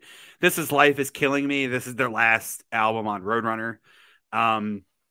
Possibly one of my favorite Typo songs is Nettie. That song is about Peter's mom. Nice. And he wrote that about her passing. Really, really powerful song. This also has I Don't Want to Be Me, which is just a fun song with tongue-in-cheek lyrics, but Peter predicts his own death via heart attack, depending on the source you look at. But yeah, what does that mean? And also has anesthesia. Some people believe he died from gastro shit, fucking diverticulitis, the shit that Brock had. Diverticulitis, yeah, Brock Lesnar. Yes. Yeah. So some people say that. I don't know. I've never looked at the autopsy report. So was that a thing you talked about before, or like that? I don't even know where it came from. I've read that. You don't got to die. I guess you don't have to do the research now, but I didn't know if that was the thing that he talked about in songs or whatever. Yeah. Yeah. I don't think so. No. I think might be something that somebody knew that was going on with him, and they said something, and that ended up in the wiki article. And I think they talked about it in the biography that's unendorsed by the family, but it's a pretty good book still. I think that was mentioned in the book as well. And then you have painful death, if that's true. I would imagine it's 100% heart attack. He's a giant dude. He was into lifting, may or may not have been roiding. He was drinking a lot, doing drugs, and he got clean. And then you see it all the time in wrestling. It's the same. Your heart doesn't recover. Your heart took the beating, so it is what it is. 100%. So heart attack is where I go with. But he predicts his death via heart attack, basically, in that song. Dead Again. This is the last record. This just got repressed. I showed it off in a recent vinyl haul. Check it out. But yeah, this record is absolutely amazing. This record, Peter was kind of exploring his Catholicism again and kind of getting it back in touch with his religion. And this record explores a lot of that, some of it in very powerful ways. September Sun is one of my favorite all-time Typo songs. Like, if I were to give somebody a song, say, like, listen to it, probably be September Sun. I think it's like covers the gamut really well. These Three Things is all about abortion from a man's perspective, which is one topic that doesn't get talked about a lot, if ever, and let alone from a fucking metal band. So that's why I love fucking Peter. Like, that's why. Because there's topics that are explored that maybe they shouldn't be explored, but I'm glad he fucking had the balls to do it, because it's really interesting. And every record that they ever put out, you get a glimpse into his life and where he was at that point. So that's it. Yeah, that's the Typo. And I picked out a couple songs there, but absolutely love Peter as a songwriter, musician, one of my all-time favorites. That's awesome. No, I didn't know that he kind of predicted his own death there. I didn't know that was a thing. Yeah, there's a lyric in there. It's 2 steps forward, 3 steps back, without warning, heart attack. So wow, everybody's kind of like jokes like, look at him. Peter was, clairvoyant. Yeah, but also he's also a smart enough dude to probably go out on a limb and be like, hey, I'm probably not gonna die, from anything else besides a heart attack at some point. Like, odds are exactly. Odds are my favorite heart attack. 100%. Yeah. So there we go. I got Typo Negative and Peter Steele, and then I'm on to my number one. So is this your number one, Tyler? This is my number one. Gotcha. This is the only real one. I guess number two with Andy, but my real one. Hold on, where's it at? What did I do with it? It's okay. There it is. So my number one, this is probably no surprise at this point, but he's right behind me. Randy Newman. So, did you do that as a bit? Did you have that set up for that bit? So Randy was sitting there, and I was like, I'll put Randy up. I didn't do that until right now. I didn't do that. I didn't think about that, but yeah, Randy is my number one. So I love a lot of Randy lyrics. Love short people. Love short people. No. So I have Bruce Springsteen. This is my favorite lyrical record that I think he did. Darkness at the Edge of Town. I actually didn't know that I had this. I forgot all about it. This is a sealed copy of a much older pressing. This does not have a barcode on it. Has no stickers whatsoever. So it's not like a first pressing. It's the first pressing. You can see there, but it has a Badlands hype sticker on there somewhere. This one has no hype sticker. So I guess maybe you could argue that it's the first pressing before there was ever any hit single. I don't know. Doesn't make any sense, but whatever. So anyway, so Dark to the Edge of Town. Bruce is one of the best lyricists to ever walk the earth, in my opinion.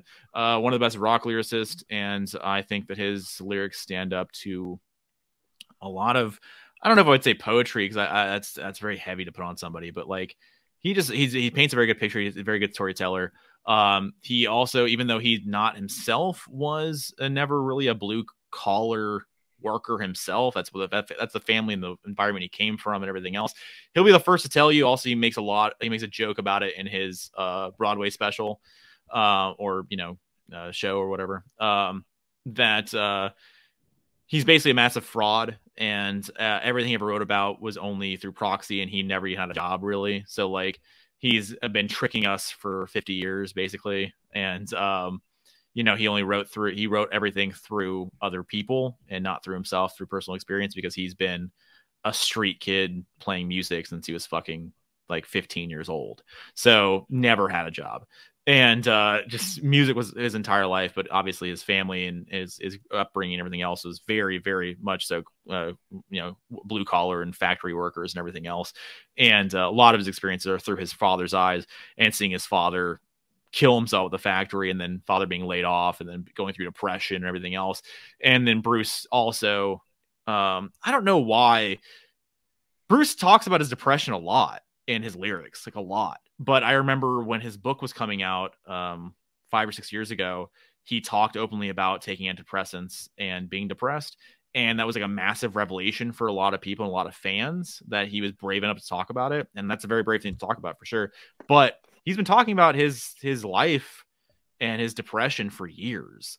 Like he's talking about his strife with his family, or with his dad, more than his mom. His mom was always good, but his dad and him never got along. And he has many, many, many songs with his dad. And one of his best stories he tells live is like when he talked to his dad, he asked his dad one time, who was not really a celebrator of his career necessarily, but he asked his dad, what's your favorite songs that I write? Or what's your favorite song that I wrote? And he said, the ones that are about me. And they just, shitty or whatever. But he this record, in particularly for me at least, is my favorite lyrical output that he ever did. This has, I love Born to Run. I love The River. I love Nebraska. I love all the records. I do.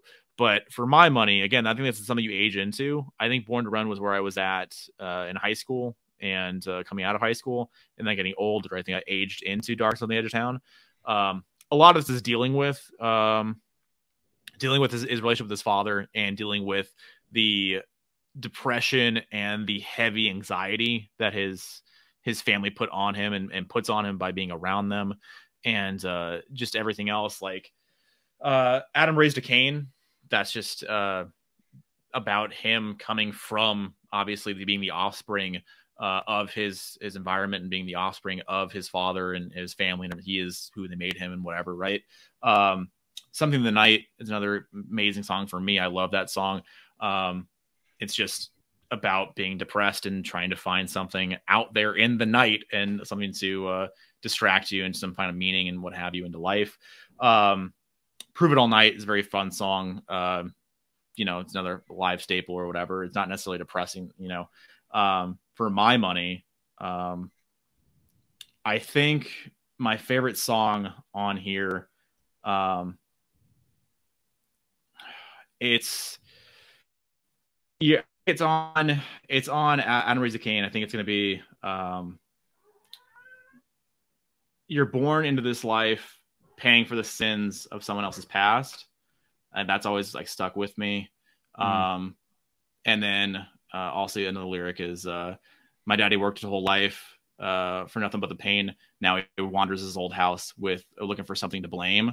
Something that's fucking just super heavy, crazy fucking lyrics. And he's 29, 28 years old and writing this record. Just fucking next level, man. I love this record a lot. Identify a lot with a lot of the songs from personal experience or what have you. And just great. Also, just on later records, obviously, Born in the USA is probably his biggest song or whatever, right? But I still to this day listening to that, even like the real version, like the radio version, whatever. The acoustic version is very heavy, like emotionally. But I even think even the recorder version is also pretty heavy. If you just think about it and you take the lyrics as they are about the mistreatment of Vietnam veterans and coming back and being spit on and being fucking disrespected, and their life coming back and basically being called traitors and everything else. And like to this day, when I think about like when I think about that song, and I think about I'm 10 years burning down the road, no place to run, no place to go. Like, it's just fucking insane to think that he was writing about the Vietnam veterans that are homeless, they're fucked up, they're on drugs, they're alcoholics, they've killed themselves, whatever, right? And they're just running away from the horrors they saw over in Vietnam, and also the fact that they were not being appreciated in and being given the help they desperately needed, and because they lost a war. And a war they didn't sign up for, a war they were drafted into, they had nothing to do with. And a lot of those songs, because he's written a few of them over the years about veterans and stuff like that. Just very heavy, very, very heavy. His love stuff is also like a big thing, like a Brilliant Disguise, another big song for a lot of people for his love kind of era or whatever. Even that's more of like a betrayal kind of song. And even up till today, like The Rising came out in 2002, and that's all about the American experience after 9/11 and trying to hopefully have a rebuilding of the American way, if you will, with, for better or worse, whatever that means, and, trying to find meaning in that. But, yeah. And I think even today, even the newest records that he writes, being a 70-year-old man and trying to figure out what that means and kind of coming to terms with your own mortality. And Letters to You is his last record that he wrote with the East Street Band a couple years ago. And a lot of it deals with him being the last person of his first band that's still alive. Everyone else in his first band's dead. And he was friends with all those band members. And some of them died in Vietnam. And the guys that made it out and came back or whatever, they're all gone now. And he's the only one that's left. And it's kind of just, coming to terms with that and kind of figuring out what that means and why you're the one that's living and all that kind of stuff. But Bruce Springsteen, can't recommend Bruce enough. I love Bruce, my favorite artist of all time. And still all the more relevant today than he ever was. But yeah, there you go, Bruce Springsteen. Not shocking, but yeah, apropos. Good stuff. Good stuff.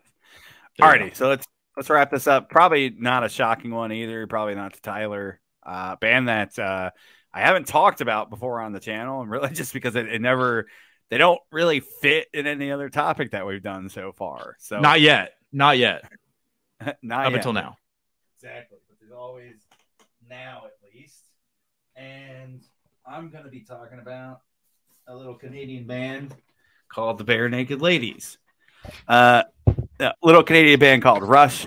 We'll go through kind of quick little story here and just kind of talk about the band. Eventually we'll do top 10 bands, so I'll kind of say my personal stuff with that. Rush is outside of Maiden. They're probably not, depending on the day that I make that list, they will either be number 1 or number 2. So I pulled 2112. Obviously, this is one of their biggest records of all time. Obviously, has the classic on side 1, 2112. Got all the lyrics there. Written by one Mr. Neil Peart.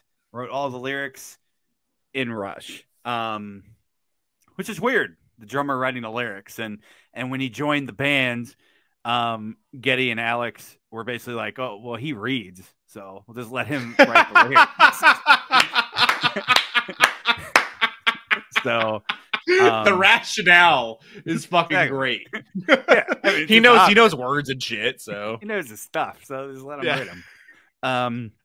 It was probably one of the best moves they ever made, honestly. Yeah.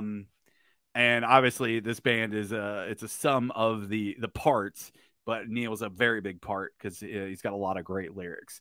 70s stuff, not my favorite lyrical era. It's very sci-fi, very fantastical.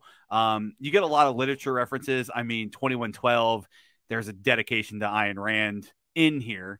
So that's obviously very controversial.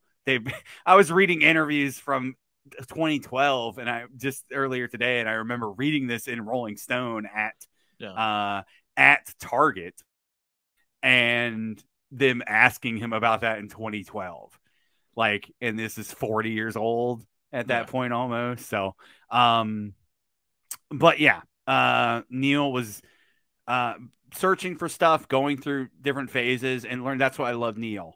He's not afraid to put it down. That's why I love Peter. He's not afraid to put it down in writing. He never shied away from topics and shit.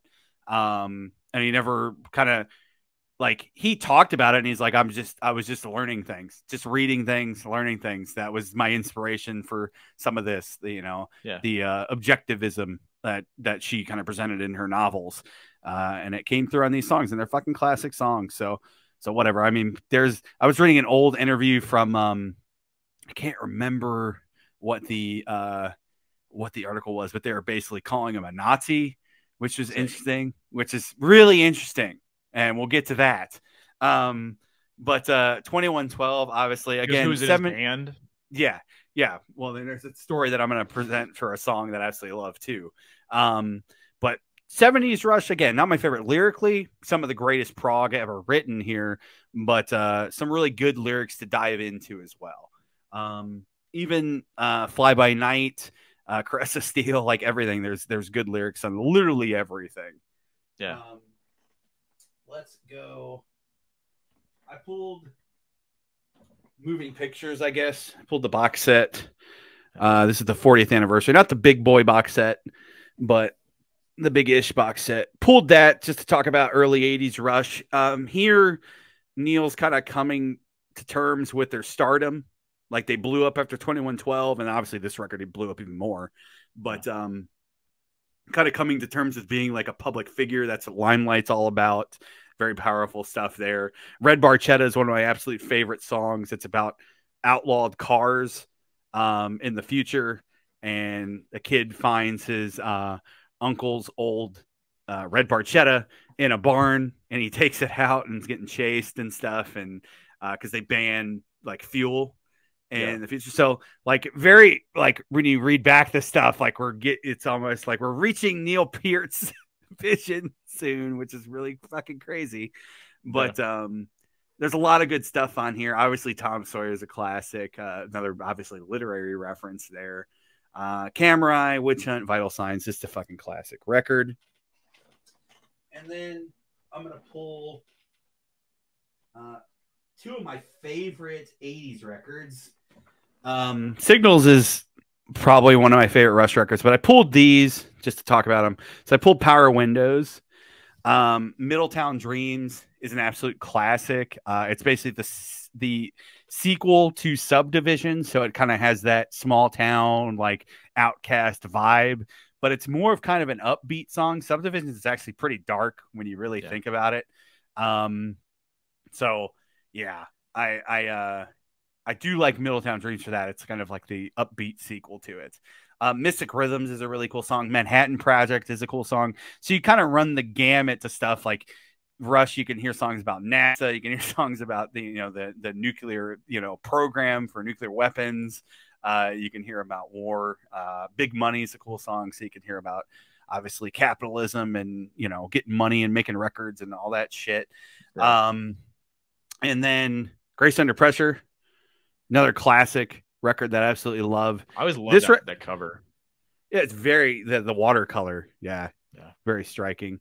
And just look at these guys, just friends. Oh, that's the sexiest kid he's ever looked. But anyway, this album's all about grace under pressure. So every song's about like finding grace in crazy moments of life. Red Sector A is one of my all-time favorite Rush songs. That song is about the Holocaust. It's about Neil kind of wanted it to be more broad. It's set in the future, so it's not set in World War II, but they wrote that song. He wrote that song about reading accounts, and he wrote that song about knowing what Getty's parents went through. And I find that one of the most powerful things ever in music that I've ever consumed, because you're going to write about your bandmates' parents going through one of the craziest of life. Exactly. World. And craziest fucking things in history, and greatest tragedies, like Tyler said, in ever. So you're going to pen that. That's really fucking powerful. Yeah. To me, that takes a lot of trust within that band. And it's a trust and a lot of bravery, because you can't, it's not a light thing you can fuck up, you know, you can try at. Like, that's a very heavy, that's the heaviest thing. Yeah. And basically the song talks about, are the liberators here? Are they pretend or are they real? Because Getty's mom talked about basically, like, she thought the world was over. Yeah. She thought there was no world left. Like, because basically this wouldn't happen if there was other people still left. She thought they were truly the only people left alive, and nobody was ever coming. Yeah. Obviously, she probably wasn't the only person to feel that way in those situations, but that's very profound. And when a guy like pens that, and he made it very broad, and it's not directly about Getty's parents, but takes a lot of inspiration from that. So I absolutely love Red Sector A. When they do it live, it's very fucking cool too. You can watch footage from this. It's a fucking killer live track. And it's one of the only tracks that Getty plays no bass. There's no bass in the track. It's just all keys, drums, and guitars and vocals. So very bold choice there too. So very cool record there. And then I do have an appreciation. Probably my favorite lyrical period of the band is the 90s, as far as lyrics go. I mean, honestly, you get into more like Counterparts, Test Echo, Roll the Bones. Neil gets very relationship-y and love type of stuff, which is something he never really explored at any other time other than here. And then his kid died in 97, his daughter, and then his wife died in 98. So that's why, there's that big gap in Rush history. But it's very interesting that he was writing about relationships and love, like right before those tragedies happened to him. And there's a lot of classic tracks on these records I absolutely love. I'll just pick out one here that's like a Rush love song that's not typical Rush, but Cold Fire. I absolutely dig this fucking song. It's very the way I interpret it, it's like love through a prostitute. So it's like not really love.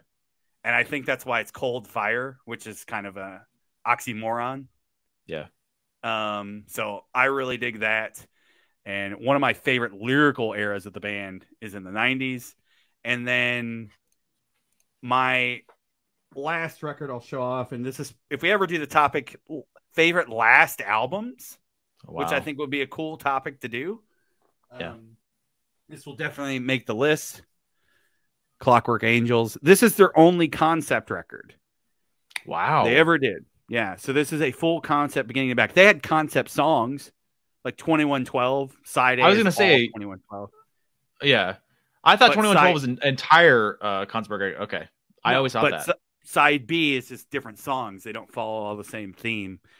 This is the only front to back concept record. Very cool concept. It's all about a steampunk society and a kid like following his dreams, and he meets all these crazy characters. And it's all about like alchemists and like clockmakers too. So I think Neil was obsessed as a drummer with like precision and like how to, like, obviously clockmakers are very use precision instruments and shit. So I've always dug that. Cool thing about the cover is this is pointing to 9/12, which in 24-hour time is 2112. So you kind of have that's like a full circle moment there. Lyrically, this record follows that theme. It's all like steampunky, that type of stuff. There's a novel for this album that he helped work with one of his friends. that I've never read, but I absolutely do want to read. There's a graphic novel too. wow.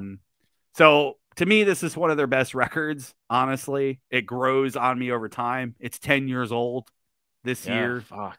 which is crazy. I remember buying this when it came out and just being absolutely stoked and thinking, well, Russia's just going to keep making records. And no, this is it, man. But what a note to go. I get emotional talking about it, honestly. Yeah. And what a really note to go out on, because Geddy always talked he never wanted to do a concept album. Because like he thought, especially then, because he thought, well, we're just doing tropes from the 70s acts like Yes and shit, that those bands that we Genesis, those bands that we loved. Yeah. And then Neil just kind of kept writing all this stuff and it's worked and it worked out. So yeah, Clockwork Angel. That's my love of Neil and his lyrics and you know, controversy and all and whatever. It's funny, like I've seen lists of him like on all-time worst lyricists. And I've seen lists of him on all-time best lyricists. Like, there's a very love and hate relationship with Rush in general. So I was gonna say, I guess Rush is kind of polarizing for a lot of folks. Yeah. Obviously with Geddy's vocals and stuff, it's a hard sell sometimes, but yeah, I absolutely love the band. So, and I love Neil. He's my favorite songwriter ever in history. And probably will always be. So, R.I.P. Two dead guys in a row. Who the fuck is dead? Oh, you two guys. No, okay. I thought it was like, you're like, oh fuck. Shit. Who the fuck? What do you know about that? I fucking don't, man. We're about to end this shit real quick. I'm talking. I mean, it already took a turn here for our heaviness, but like it fucking was a real bad turn there of dead Bruce. I think. I remember when you bought that record, because I remember you bought it. We had to go to different places for it because a guy put it on hold at Zia. Zia had all of them were bought. Yeah. And that guy put the last one on hold. And then we were talking to the girl, and she was like, "Well, he put it on hold." And we were like, "Okay, when's hold?" Like, and he's like, "Well, he's got 3 days." Like, what's? He's like, "That's bullshit. It's the release night. It's release day. Let it out. Like, you can't just put things on hold immediately. It's not okay." And I remember us getting pissed about it. And I think we had to go to like I think we went to a couple different Zias. And we finally got it. I think maybe Tempe possibly. But I bought it on I bought it on CD at Best Buy too. Wow, there you go. Yeah, so I did. I remember. I think you were with me there. That makes me think that we didn't buy it that first day, and you went and bought the CD in lieu of buying the record. I think so. I think that's probably what happened. And I was stoked that actually got re-put up on like Warner's web store. Yeah, I guess they just randomly repressed it. So it's like, okay, cool, because it was like a $200 bill. No, 100%. That's fucking insane. So I snagged it up instantly. Yeah, it's a cool story about that record with that clock on there, and then the. I never knew that was 2112. I never knew that. Yeah, well, it's 9/12, but 9/12 in 24-hour time is 2112. So it takes some digging into to learn about. But yeah, absolutely love them. Favorite lyricist ever. Probably will always remain. So same thing with Tyler. I think Bruce. I don't think that will ever be topped as well. No, forever. This is fun, man. Deep topic. Got a little real, a little emotional. So that's cool. And if you made it this far, we end the episodes with choosing the topic for the next episode. And it is my choice. We alternate weeks. And let me just take a look at the calendar here, because this episode will be dropping on the 19th, and the following episode will be dropping on the 26th. So we're basically at the end of the year by the time we do the next episode. So I think my next topic is not going to be like favorite albums of the year, but like favorite pickups or favorite releases. So it doesn't have to be like a current release. Okay. But maybe something on vinyl that came out this year that you bought that you really appreciate. And you like pressing or the color or the variant or the box set or whatever. So any record that we picked up this year for whatever fuck reason, basically repressed or otherwise. And it could be a 2022 record, or it could be an old record that you just happened to pick up this year. Just kind of a recap of our collecting this year. I think that'll be a good way to end the year on the channel. And we could start fresh in 2023 and continue on. So anyways, 2023, we conquer the world.